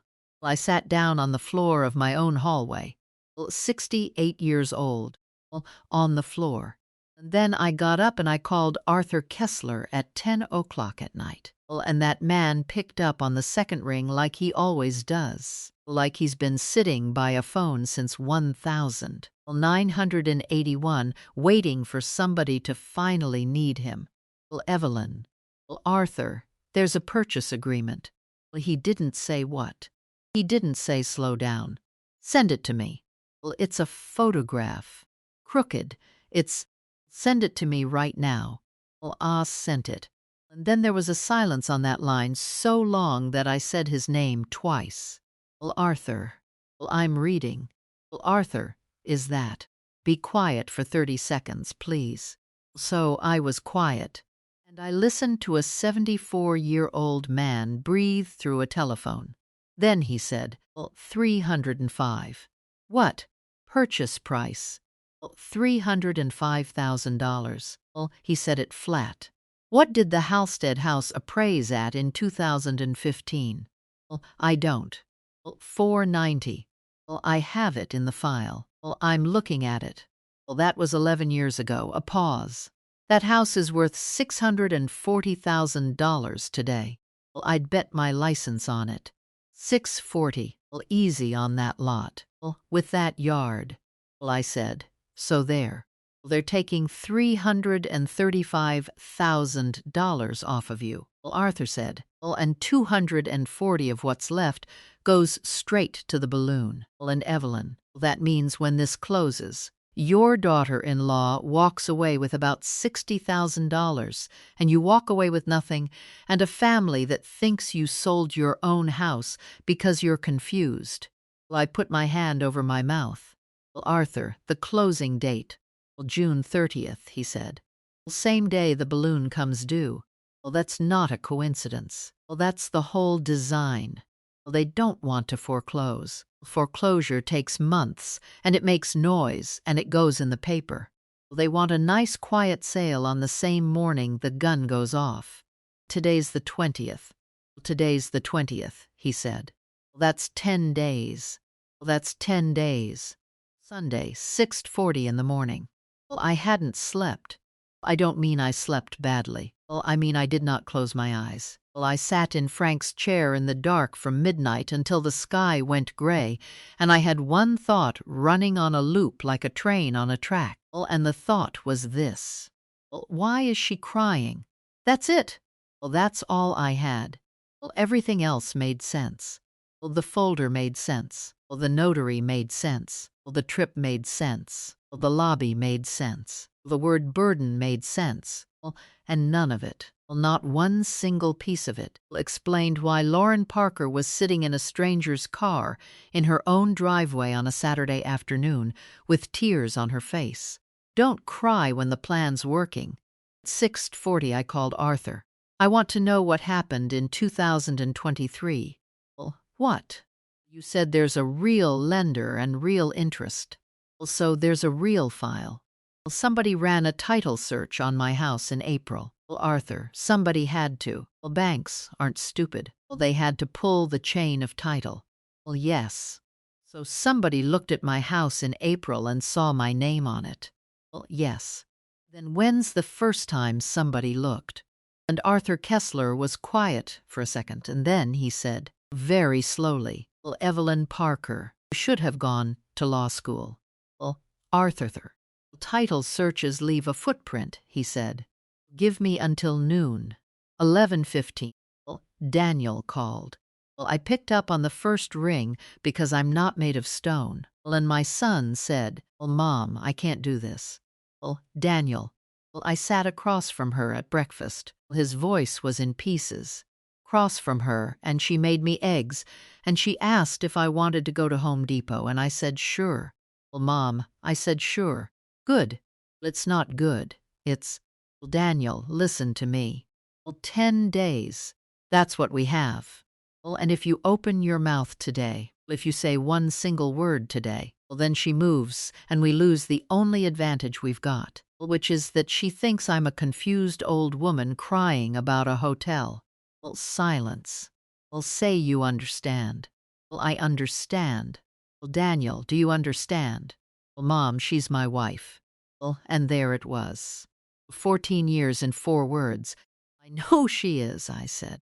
Well, and she's the mother of my grandchildren. Well, and I'm not asking you to stop loving her. Well, Daniel, I've never asked you to do that. Well, not once, not in 14 years.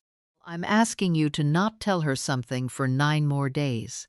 Well, that's all. Well, can you do that? Yeah. Well, he was lying. Well, I knew he was lying. He didn't know he was lying. Well, but I did. Well, because I have known that boy since before he had a name. Well, and Daniel Parker cannot hold a thing in his mouth. Well, he never could. He was the kid who ruined every surprise party we ever threw. Well, I hung up and I called Arthur and I said, well, Arthur, he's going to tell her. Well, Arthur said, well, then we go tomorrow. 12:20 in the afternoon. Well, Arthur called back, and he did not say hello. Well, October 3rd, 2023, he said. Well, I sat down. Well, there's a title search on 1,420 Halsted dated October 3rd, 2023, he said. Well, ordered by a hard money outfit out of Fresno. Well, not Meridian. Different name. Well, Cascade Funding Group. Well, 2023, I said. Well, Arthur, that's 2.5 years ago. Well, that's before. Well, that's a year before the company went bad. Well, Arthur said. Well, Evelyn, that's a year before the Riverside job. And I felt the whole story pick itself up and turn around and look at me for the second time in 24 hours. Well, Arthur, what did they find? Well, they found what's there, he said. Well, they found Evelyn R., sole owner, well, free and clear. Well, and Evelyn. Well, there's a second footprint. Well, same lender. Well, October 11th, 2023. Well, they pulled it again. Well, 8 days later. Well, he paused.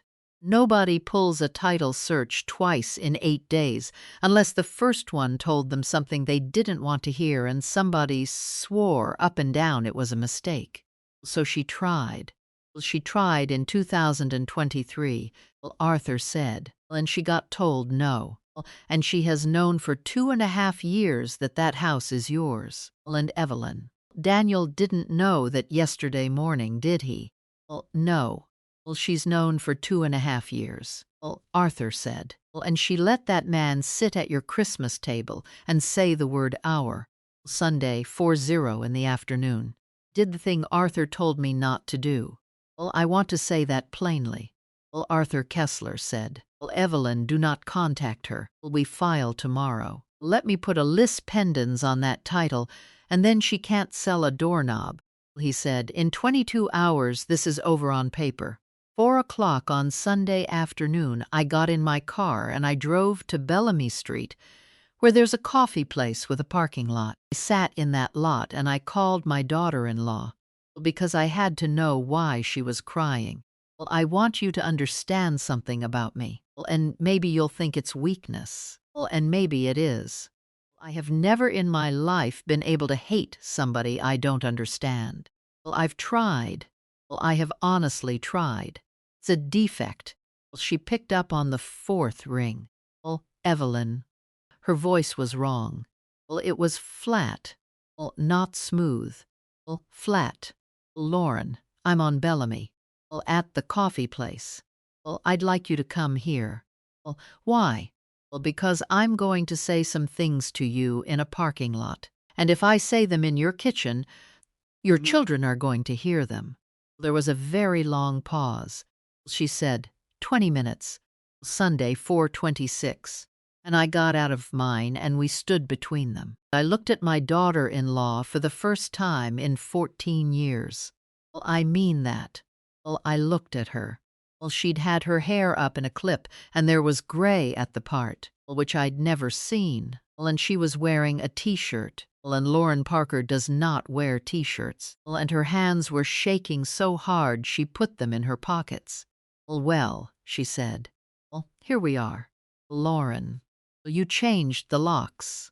Well, I did. Well, that's really something. Well, Evelyn, she laughed, and it came out cracked. Well, that's really, that's a real move. Well, 60 years old, and, 68. 68, she said. Well, right. Lauren, I know about the deed of trust. Well, her chin came up about a half an inch. Well, I know it was recorded April 9th. Well, I know I signed it December 26th with wet hands and no glasses. I know a man named Wesley Coyne notarized my appearance on a day I was in Sacramento at my sister-in-law's. And I know 60,000 of it went to Daniel's company, and I know 180,000 of it went somewhere else. Well, she didn't move. Well, and I know, I said, that there's a purchase agreement on my house for $305,000 with my name on the seller line. And it closes June 30th. And Lauren, you didn't write my name on that line. You practiced it. You sat somewhere and you practiced. And I watched a woman die standing up.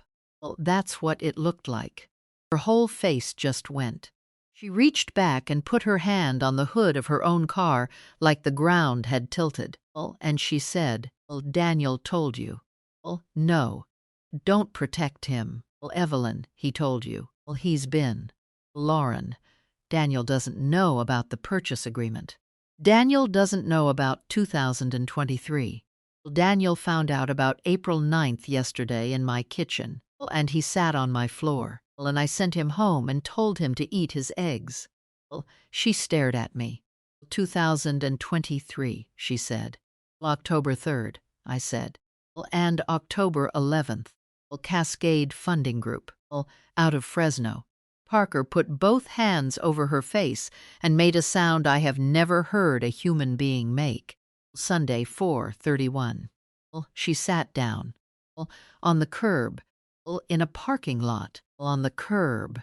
In a t-shirt. My daughter-in-law with the handbag and the smile and the podcast sat down on a concrete curb outside a coffee shop and she said, into her knees, he's gonna leave me. Lauren. He's gonna take the and he's gonna leave, and his mother's gonna be standing right there, and everybody's gonna be so happy. Look at me. No. Lauren, where did the $180,000 go? And she said, to Cascade. I did not understand. I want to be honest. I stood there for probably 4 seconds and I did not understand. And then it came in like water under a door. You already owed them, I said. She nodded into her knees. Since when? 2023. Lauren, how much? 120, she said. And then it was 140. And then it was 165 because they add it. You don't. Evelyn, you don't understand how it works. It's not a bank. What was the 120 for? And she lifted her head and she looked at me and her face was absolutely destroyed. And she said, the company. The company went bad in October of last year. The company, Lauren said, went bad in 2022. Could not breathe. He doesn't know, she said. He has never known. That man has never once in his life opened a piece of mail. There was a summer. There was a whole summer in 2022. The Delano job. He lost $40,000, and he never knew he lost it because I moved it. And then it was 50. And then I was moving money on Sunday nights so he could go to work on Monday and be Daniel. Lauren. Come home and he'd say, we're good, right? And I'd say, we're good. She wiped her face with the back of her wrist. 4 years I said, we're good. So you went to a hard money lender. I went to a bank first. Her voice went up. I went to 3 banks. Evelyn, do you know what they said? Ma'am, you're not on title. We can't lend against a property you don't own. And I said, what do you mean I don't own it? I have lived in that house for 7 years. I paid for the kitchen. I paid for the roof. You didn't pay for the roof. She stopped. I paid for the roof, I said. In 2019, $14,600. Daniel told you the company had a good quarter. She looked at me, and I watched something happen behind that woman's eyes that I will never forget as long as I live, which was a person doing arithmetic on their entire life. The kitchen, she said. Yes. The kitchen was. Yes. The truck in 2020. Yes, Lauren. She stopped. Her mouth was open. 1,800. Every month since 2016, I said. $216,000. And Lauren Parker said, he told me that was the company. Sunday, 4:40 in the afternoon. A parking lot on Bellamy Street. 2 women found out they'd been lied to by the same man for 10 years. And neither one of them had ever thought to ask the other. That's the part nobody tells you about families. It isn't always a villain. Sometimes it's just a nice man who can't stand to be seen. 2 women who love him standing on either side of him, holding up a wall, each one thinking she's the only one with her hands on it. He's not, I said, and I had to stop and start again. Lauren, he's not a liar. Are you kidding me? He's ashamed, I said.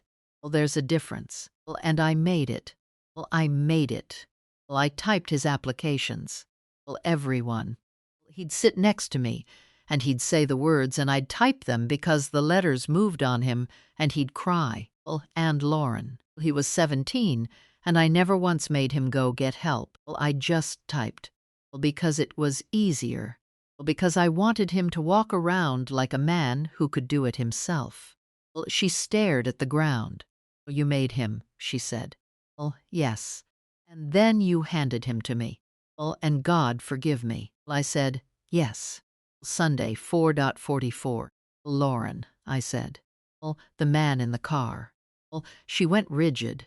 Wesley Coyne, I said. Mia saw him 5 times. Mia's a child. Mia's the only person in this family who's told the truth in a decade. So don't. I stopped myself. Breathed. Lauren. Who is he? Thing that took the last of it apart.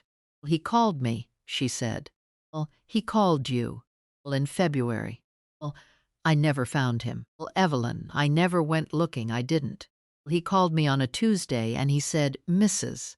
I understand you've got a situation with Cascade. Her hands were shaking so bad she sat on them. He knew the number. He knew the exact number.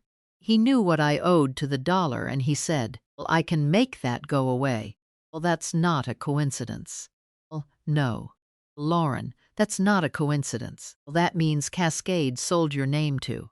I know what it means, she said. I've known what it means since February. Evelyn, I've known since February and I did it anyway. Because I had 9 weeks. 9 weeks until what? Until they filed, she said.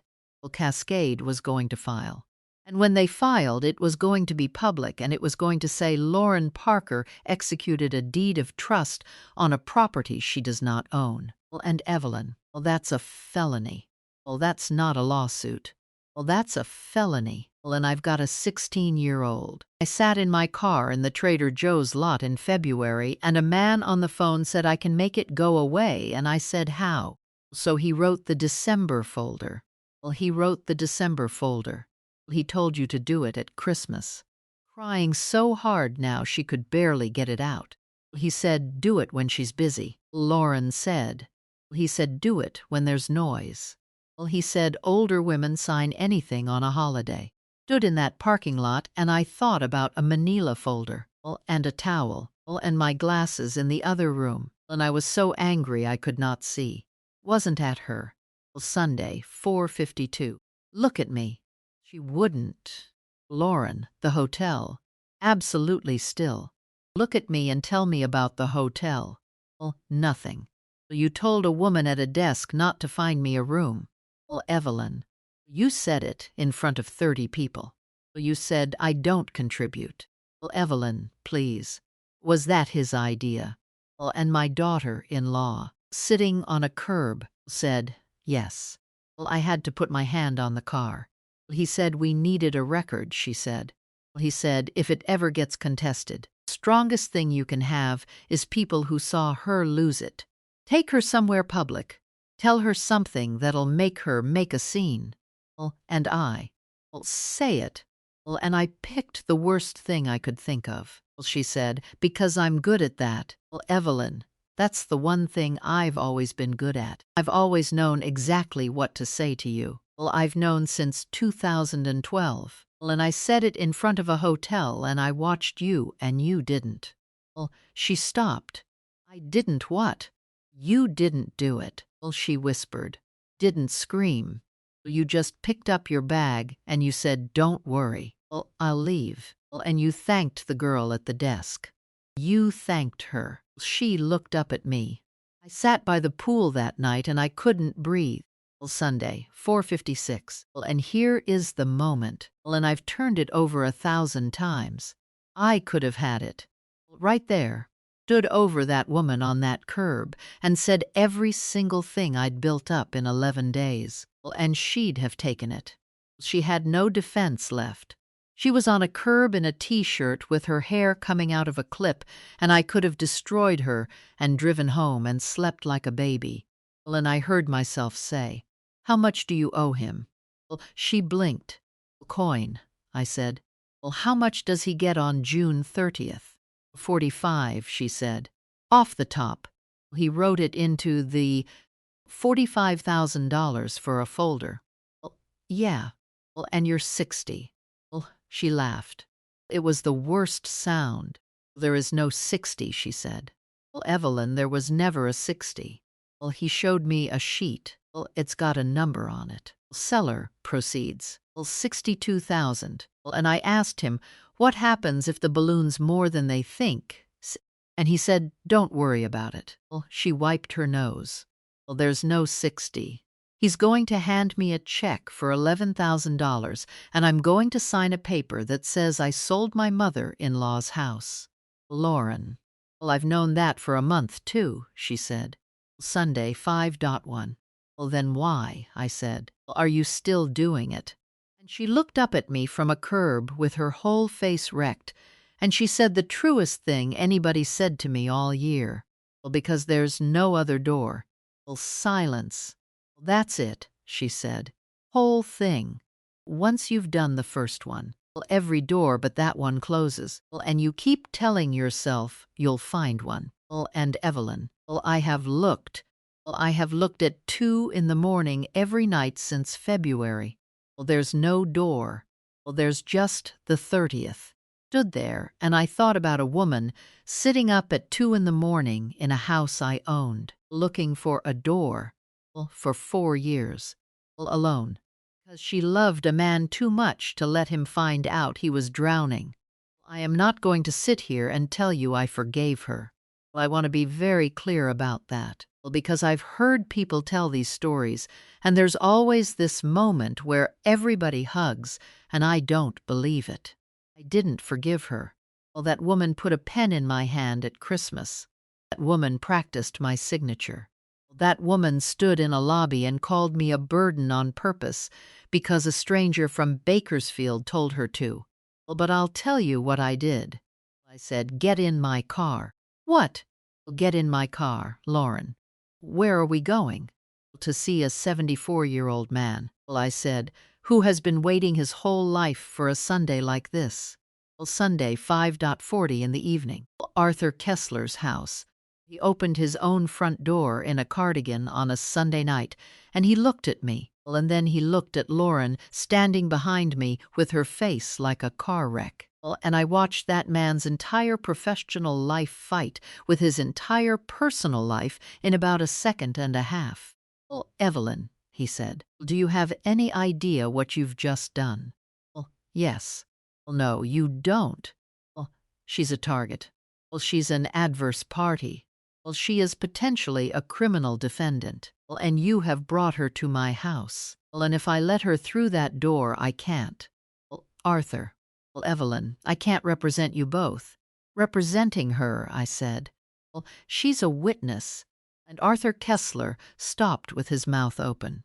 Well, then he said, well, very quietly, well, say that again. Well, she's a witness, I said. Arthur looked at Lauren for a long moment. Well, Mrs. Parker, he said, do you understand that anything you say in my house tonight, well, I will use? And Lauren said, yes. Well, do you understand I'm not on your side? Well, yes. Do you understand you may go to prison? And my daughter-in-law stood on a lawyer's porch on a Sunday night and said, yes, sir. Well, Arthur stepped back and opened the door. 5:44 to 11:20 at night. Well, 5 hours and 36 minutes. Well, that's how long we sat at that man's dining room table. And Arthur wrote on a legal pad until his hand cramped, and then he switched hands. Well, and I have never in my life seen anything like it. Well, every phone call, every date. February 11th, the first call. Well, February 19th, the Trader Joe's parking lot. The first time Coyne came to the house. Well, March 2nd. And Arthur stopped and said, well, wait, he came to the house on March 2nd. Well, and Lauren said yes. Well, and Arthur said, well, before the loan. Well, and Lauren said yes. Well, and Arthur put down his pen. Well, he came to your house before there was any loan. Well, Arthur said, look at the house. Lauren went white. He wasn't rescuing you. Well, Arthur said, well, he was shopping. Well, and she said, well, I know that now. Well, she had the texts. Well, that's the thing. Well, that's the whole thing. Well, and I want anybody listening who's ever been talked into something in a parking lot to hear this. Well, she had every text. Well, 9 months of them. Well, she'd never deleted one. Well, and when Arthur asked her why, she said something I think about all the time. 'Cause I knew somebody was going to need them someday. I just always thought it was going to be against me. 8:15 Arthur read one out loud, and it was from Coin, dated April 4th, 5 days before the recording, and it said, "Don't overthink the notary. I handle that end. You get the cigs. I make it clean." Arthur set the phone down. He took his glasses off. And he said, "Evelyn, this isn't a real estate case anymore." "What is it?" "It's a pattern," he said. "Evelyn, a man does not build this once. Nobody's this good the first time." He looked at Lauren. "Mrs. Parker, when he called you in February, he knew your number to the dollar, which means somebody sold him a list, which means there's a list." Lauren said, "There were pictures." We both looked at her. "In his car," she said. He's got one of those, the accordion thing, in the back seat. And one time it was open, and it was full." "Evelyn, it was full." "Full of what?" And Lauren Parker said, "Folders." Sunday, 11:20 at night. Arthur put his pen down and rubbed both eyes with the heels of his hands, and he said, "All right. Here's where we are, and I want both of you to hear it exactly. Go. Tomorrow at 8:30 I file a lis pendens on 1,420 Halstead. That's a notice on the title that says this property is in litigation. No title company in America will insure that sale. And June 30th dies." He held up a finger. "That's the easy part. That takes 20 minutes. Then what's the hard part?" "The hard part," Arthur said, "is that the second I file it, Wesley Coyne knows. He'll have it inside of 6 hours. These people watch the recorder's office like hawks." And Evelyn, at that moment, stops being a man with a folder and starts being a man with a problem. And his problem is a 16-year-old girl who has seen his face 5 times, and a woman who kept 9 months of texts. Nobody said anything. "So we have a choice," Arthur said. "We can be safe on Monday, or we can be finished on the 30th. I said, "Explain that." Arthur Kessler looked at me across his dining room table at 20 past 11 on a Sunday night, and he said, "We let it close." "What?" "We don't file," Arthur said. "We let that man walk into a title company on June 30th at 10 o'clock in the morning with a fraudulent deed of trust and a forged purchase agreement and $45,000 of somebody else's equity in his pocket. And we let him sit down at a table. And Evelyn." He looked at me. "We let him wait for the seller," he said. The whole room went quiet. "You want me to walk in?" I said. "I want you to walk in," Arthur said. Lauren said, "That's insane." "Mrs. Parker, be quiet."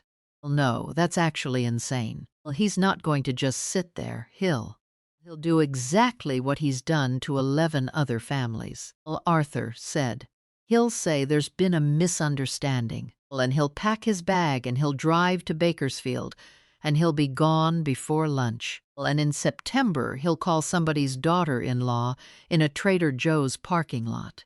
Unless what?" I said. Unless the seller walks in." Arthur said, "And the seller is not confused." Monday, June 22nd, 8:00 in the morning. I called Arthur.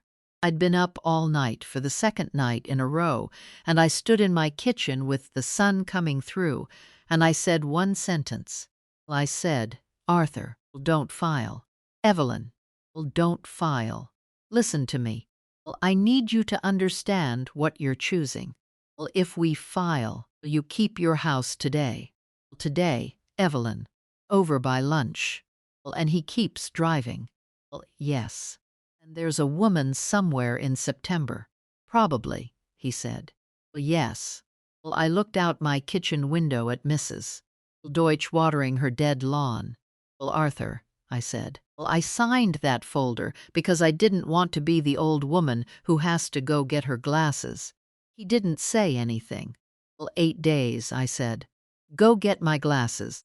Monday, June 22nd, 4:40 in the afternoon. Daniel came to my house and I told him everything. Everything. All of it. The 2023 search. Cascade. Delano in 2022. 4 years of Sunday nights. The 1800. The roof. The kitchen. And when I was done, my son sat in my kitchen and he did not say a word for 2 full minutes. And then he said, "She did that alone." Yes. For 4 years. Yes. Because of me. And I said, "Daniel, don't you dare. Don't you dare make this a thing that happened to you." He put his hands on the table. "Mom, what do you need me to do?" "Nothing." "Mom." "Daniel, for 8 days, you're going to do exactly nothing. And I know that's the hardest thing I've ever asked you. And I'm asking anyway. You are going to go home and be Daniel. That man gets one whiff of anything. He's gone." Daniel Parker looked at me across a kitchen table. "Mom," he said, "I'm not going to look at the floor. Tuesday. Wednesday. Thursday. Friday. 8 days. I'm not going to draw them out." Arthur worked. He talked to a woman at the State Notary Commission on Tuesday and a man in the district attorney's real estate fraud unit on Wednesday. And on Thursday afternoon, he called me and said one word. 11. 11 what? 11 other properties, he said, in 4 counties, in 3 years, with Wesley Coyne's commission number on the notary block. One of them is a 91-year-old man in Tulare. I sat down. "Is he alive?" "He's in a facility," Arthur said. "He doesn't know his house is gone." And I want to tell you what I felt at that moment. And it was not rage. And it was not fear. It was the same thing I felt in a lobby with my purse in both hands. It was calm. Monday, June 29th, 9:30 at night. The last thing. Arthur called and he said, "Evelyn, tomorrow, whatever happens in that room, whatever he says to you, you say nothing. Not one word. Sit down and you put your hands on the table and you let me talk." "Arthur." "Evelyn, I mean it. Because he's going to say something to you. He's a professional. He's going to look at you and he's going to find the exact thing. And Evelyn, he'll find it in about 4 seconds. They always do." "What's he going to say?" Arthur Kessler said, "He's going to say you're confused." Tuesday, June 30th, 9:56 in the morning. Stood in a hallway on the 4th floor of a title company with my hand on a door, and I could hear him through it. He was laughing. There was a woman's voice, a receptionist maybe, and Wesley Coyne was telling her a story about traffic, and he was laughing. And behind me Arthur Kessler said, very quietly, "Evelyn." "Ready." And I thought about a suitcase by a door that I never opened, and a navy dress in tissue paper, and a boy who broke his arm on the Kowalski's fence. Opened the door. He stood up when I walked in. "That's the first thing I want you to know about Wesley Coyne." He stood up, and he smiled, and he said, "Mrs. Parker, so good to finally meet you." Finally, like we'd been trying for months. He put his hand out, and I looked at that hand, and I thought about a manila folder, and I shook it. I shook his hand. That was the moment he stopped breathing, because he didn't know if I was going to do it or scream. And I shook that man's hand, and I said, "Mr. Coyne, sit, sit." He pulled out a chair for me. He actually pulled out a chair. "Can I get you water? Coffee? They've got the good coffee here, not the—" "I'm fine. You look." He stopped. And there it was. At 4 seconds. Arthur said 4 seconds, and it was 4 seconds. "You look tired," Wesley Coyne said. "Long morning." "A little." "Well, we'll get you out of here quick." He sat. He had a folder. Of course he had a folder. Opened it and squared the pages and said, "It's all straightforward." Well, we've been through it with Lauren, so you don't have to worry about a thing. Well, and then he looked past me, and he said, well, I'm sorry. Well, and you are. Arthur Kessler. Well, Kessler. Coyne's smile did not move a millimeter. Well, not one. You with the buyer. Well, no. Well, huh, he laughed. Well, that's a first. Miss Dister. Well, Coyne, Arthur said, I'm Mrs. Well, Parker's attorney. Well, and I watched him. I want you to understand that I have never watched a human being the way I watched that man for the next second and a half. Because nothing happened. His face did nothing. Well, his hands did nothing. He looked at Arthur, and he looked at me, and he said, oh, that's smart. That's smart, Mrs. Well, Parker. I wish more folks did that. Well, he turned a page. Well, sure. Well, absolutely. Well, counselor, you want to walk through it with her. Well, 10 o'clock in the morning. Well, and he was going to try to close it anyway. Well, actually, Arthur said, well, I've already walked through it. Well, great. I've walked through all of it. Well, something moved. Just once. Right at the corner of his mouth. Well, I'm sorry. Well, Well, Coyne, Arthur said. On April 9th of this year, you certified that Evelyn R. personally appeared before you in this county and produced identification. Well, that's right. Well, she was in Sacramento. Well, and Wesley Coyne said, well, now, hold on. Well, and he turned to me. Well, he turned to me. Well, and he leaned in. Well, and he put on a voice I will hear for the rest of my life. Well, because it was gentle. It was so gentle. Well, and he said, well, Mrs. I want to help you here. April 9th. Well, now, I'm looking at my journal. Well, and I've got you. Well, I've got your license number. Well, but you know, well, it's been a few months, and dates get slippery on all of us. Well, he smiled. Well, I do it too. Well, are you sure about Sacramento? Well, because sometimes we get a trip mixed up with the year before, and, well, I said nothing. Well, Mrs. Parker, nothing. I'm just asking if it's possible you're. Well, and I put my hands on the table. Well, that's all I did. Well, Arthur said, say nothing. Well, put your hands on the table. Well, and I did. And Wesley Coyne looked at my hands and stopped talking. Well, because they weren't shaking. Well, that's what stopped him. Well, not a word. Not a lawyer. Well, a pair of 68-year-old hands sitting flat on a conference table, perfectly still. Well, and a woman looking at him and not helping him. Well, not filling the silence. Well, not being kind. Well, and I watched him understand. He closed the folder. Well, you know what? He said, let's reschedule. Well, he stood up. Well, and Arthur said, sit down, mister. Well, Coyne. Well, I've got a... Well, mister. There are 2 investigators from the district attorney's real estate fraud unit in the lobby. Well, and there's a woman from the Secretary of State's notary commission in the parking lot. Well, and if you go out that door, you're going to meet all 3 of them in the elevator, which is a small space. Well, and I'd rather you didn't do that to yourself. Well, Wesley Coyne stood there. Well, and he laughed. Well, I swear to God. Well, he laughed. And he said, ah. And he sat back down and put his hands behind his head and said, which one talked? Was it Lauren? Well, he looked at me.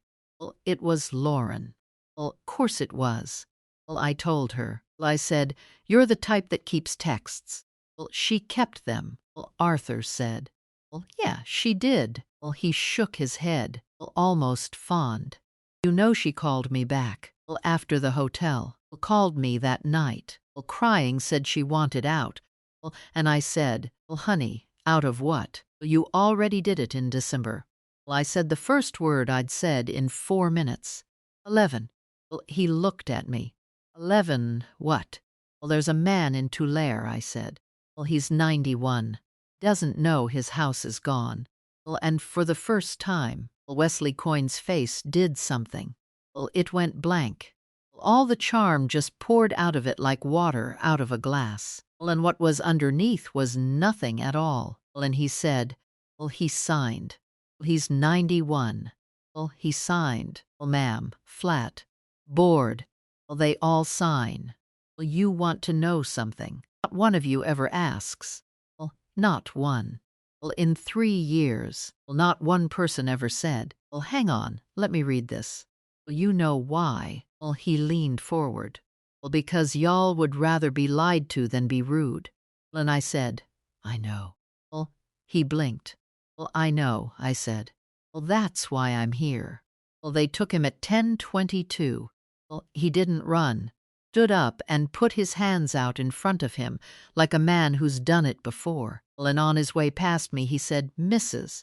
Parker, no hard feelings. Well, and I did not answer him. Well, and I have never regretted anything less in my life. Well, Arthur sat down beside me and let out a breath that seemed to take a year out of him. Well, Evelyn, he said, didn't say a word. Well, I said one. Well, you said one, he said. Well, it was the right one. Well, the DA charged Wesley Coyne on July 9th. Well, 22 counts.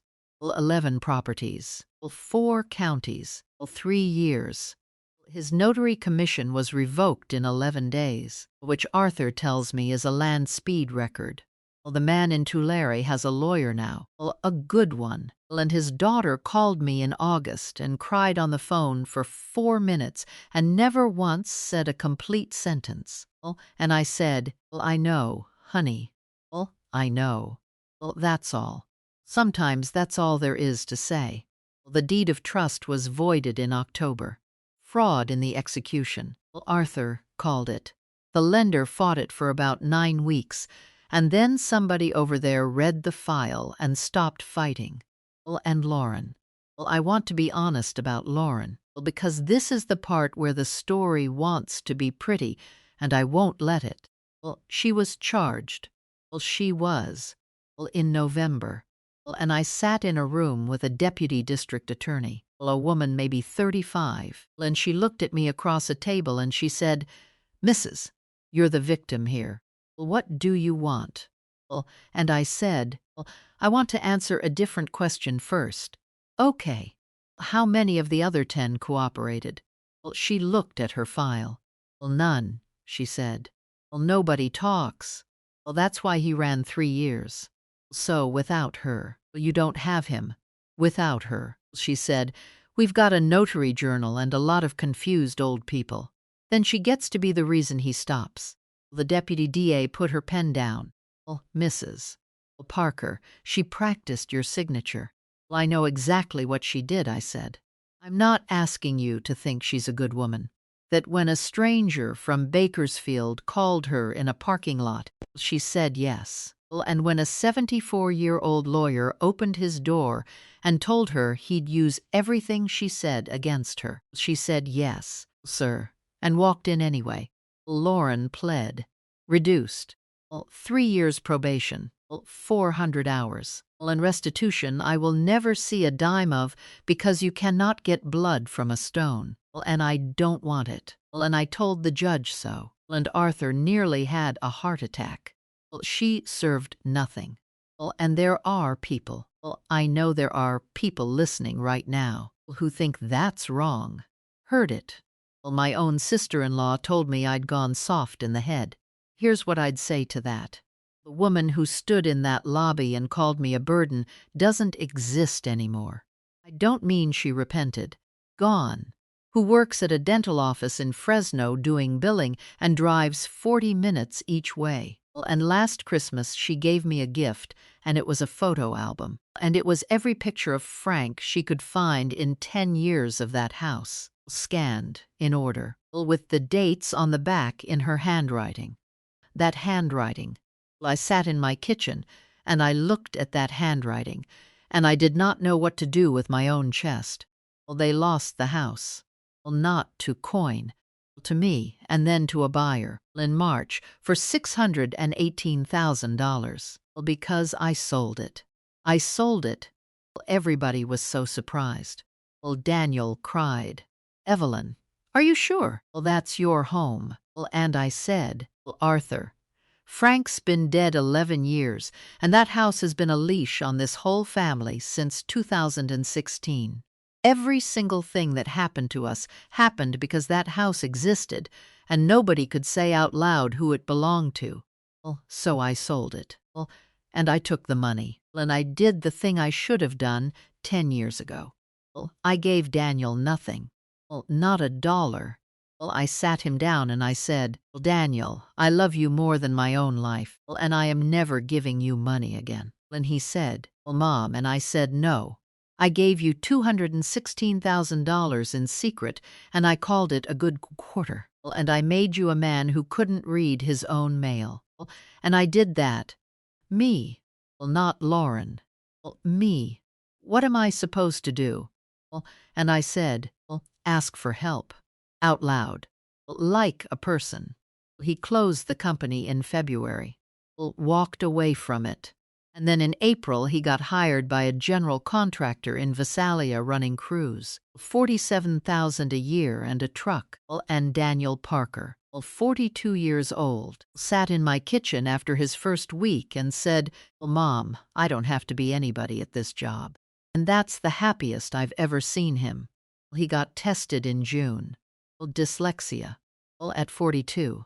Because a woman in an office asked him to read a form out loud and he couldn't, and he said out loud in front of a stranger, I need help with this. Called me from the parking lot. He said, Mom, it has a name. And I sat on my kitchen floor and I sobbed like the world was ending. Because it took a con man from Bakersfield and a felony and a stolen house for my son to say 4 words I would have given anything to hear in 1,993. Mia's at Cal Poly. Architecture. She got in with an essay. And she never showed me that essay. Lauren never showed me that essay. And about a month ago, Caleb, who is 14 now and has no filter whatsoever, said, Grandma, did you read Mia's college thing? It's about you. I said, what? He said, yeah, it's about how you stood in a hotel and didn't yell, which is, I think, the strangest sentence anybody's ever said to me. I called her. She got embarrassed. Grandma, oh my God, it's not about you. And then she was quiet for a second, and she said, it's kind of about you. Mia. Yeah. You saved my house. Grandma. No. Listen to me. I want you to hear this one time, and then I'll never say it again. You were 16 years old, and you were scared to death, and you took a picture of a car. Everybody else in that family did what they were told. You didn't.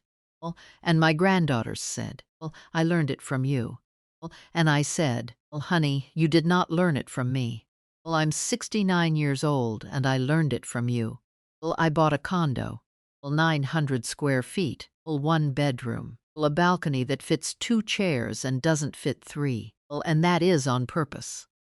And the rest of it, the money, I put in an account and I did not tell one living soul what's in it, and I'm not going to tell you either. And here's why. Because for 10 years I thought love was a bank transfer with nobody's name on it. I thought if I gave enough, quietly enough, I'd be safe. That's what I was doing. I want to be honest about that. All the way down. It was never generosity. It was insurance.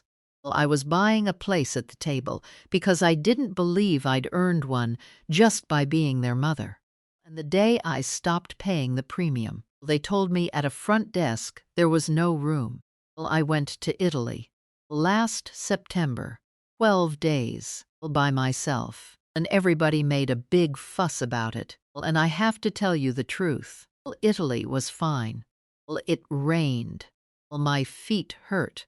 The best day was a Tuesday where I sat outside a place in Orvieto for 3 hours with a coffee and did absolutely nothing, and nobody needed anything from me. 3 hours. Nobody needed anything. That's the whole vacation. That's it. Daniel drove me to the airport. Lauren came. She stood back by the car, because that's where she stands now, and I want to say something about that. She'll never be my daughter. That's not coming. I'm 69, and I'm not going to lie to a camera and tell you we're close. But at the curb she said, Well, Evelyn, and I turned around. Well, and she said, "Thank you for not letting them take my kid's mother." Well, and I said, "Lauren, I didn't do that for you." And she said, "I know. Well, and that's honest. Honest thing that woman has ever said to me. Well, and I'll take it. Well, and it's enough. Well, here's what I know." And I stood in a lobby, and a woman told me I don't contribute. Well, and she was lying. Well, and the reason she could lie is that I'd spent 10 years making sure nobody knew what I did. Well, I hid it. Well, I called it love. A man in Bakersfield built an entire business out of people like me. People who'd rather sign 8 pages blind than be the old woman who has to go get her glasses. Well, he was right about us. Well, that's what nobody wants to hear. He looked me in the eye in that room and he said, "Y'all would rather be lied to than be rude." And he had a 91-year-old man in Tulare to prove it. Well, so I'll say it plain. Well, and then I'm done. Well, go get your glasses. Well, ask what's in the folder. Well, ask what you paid for. Say the number out loud at your own kitchen table. Being loved and being needed are two different things. Well, and if you can't tell which one you've got, stop paying for 30 days and you will find out by Sunday. Well, I lost a house. Got back a son who can say I need help. Well, a granddaughter who's braver than all of us. A Tuesday in Orvieto where nobody needed a thing from me. Well, my name is Evelyn Parker. Well, I'm 69 years old. The last time anybody asks me to sign something without my glasses on will be never.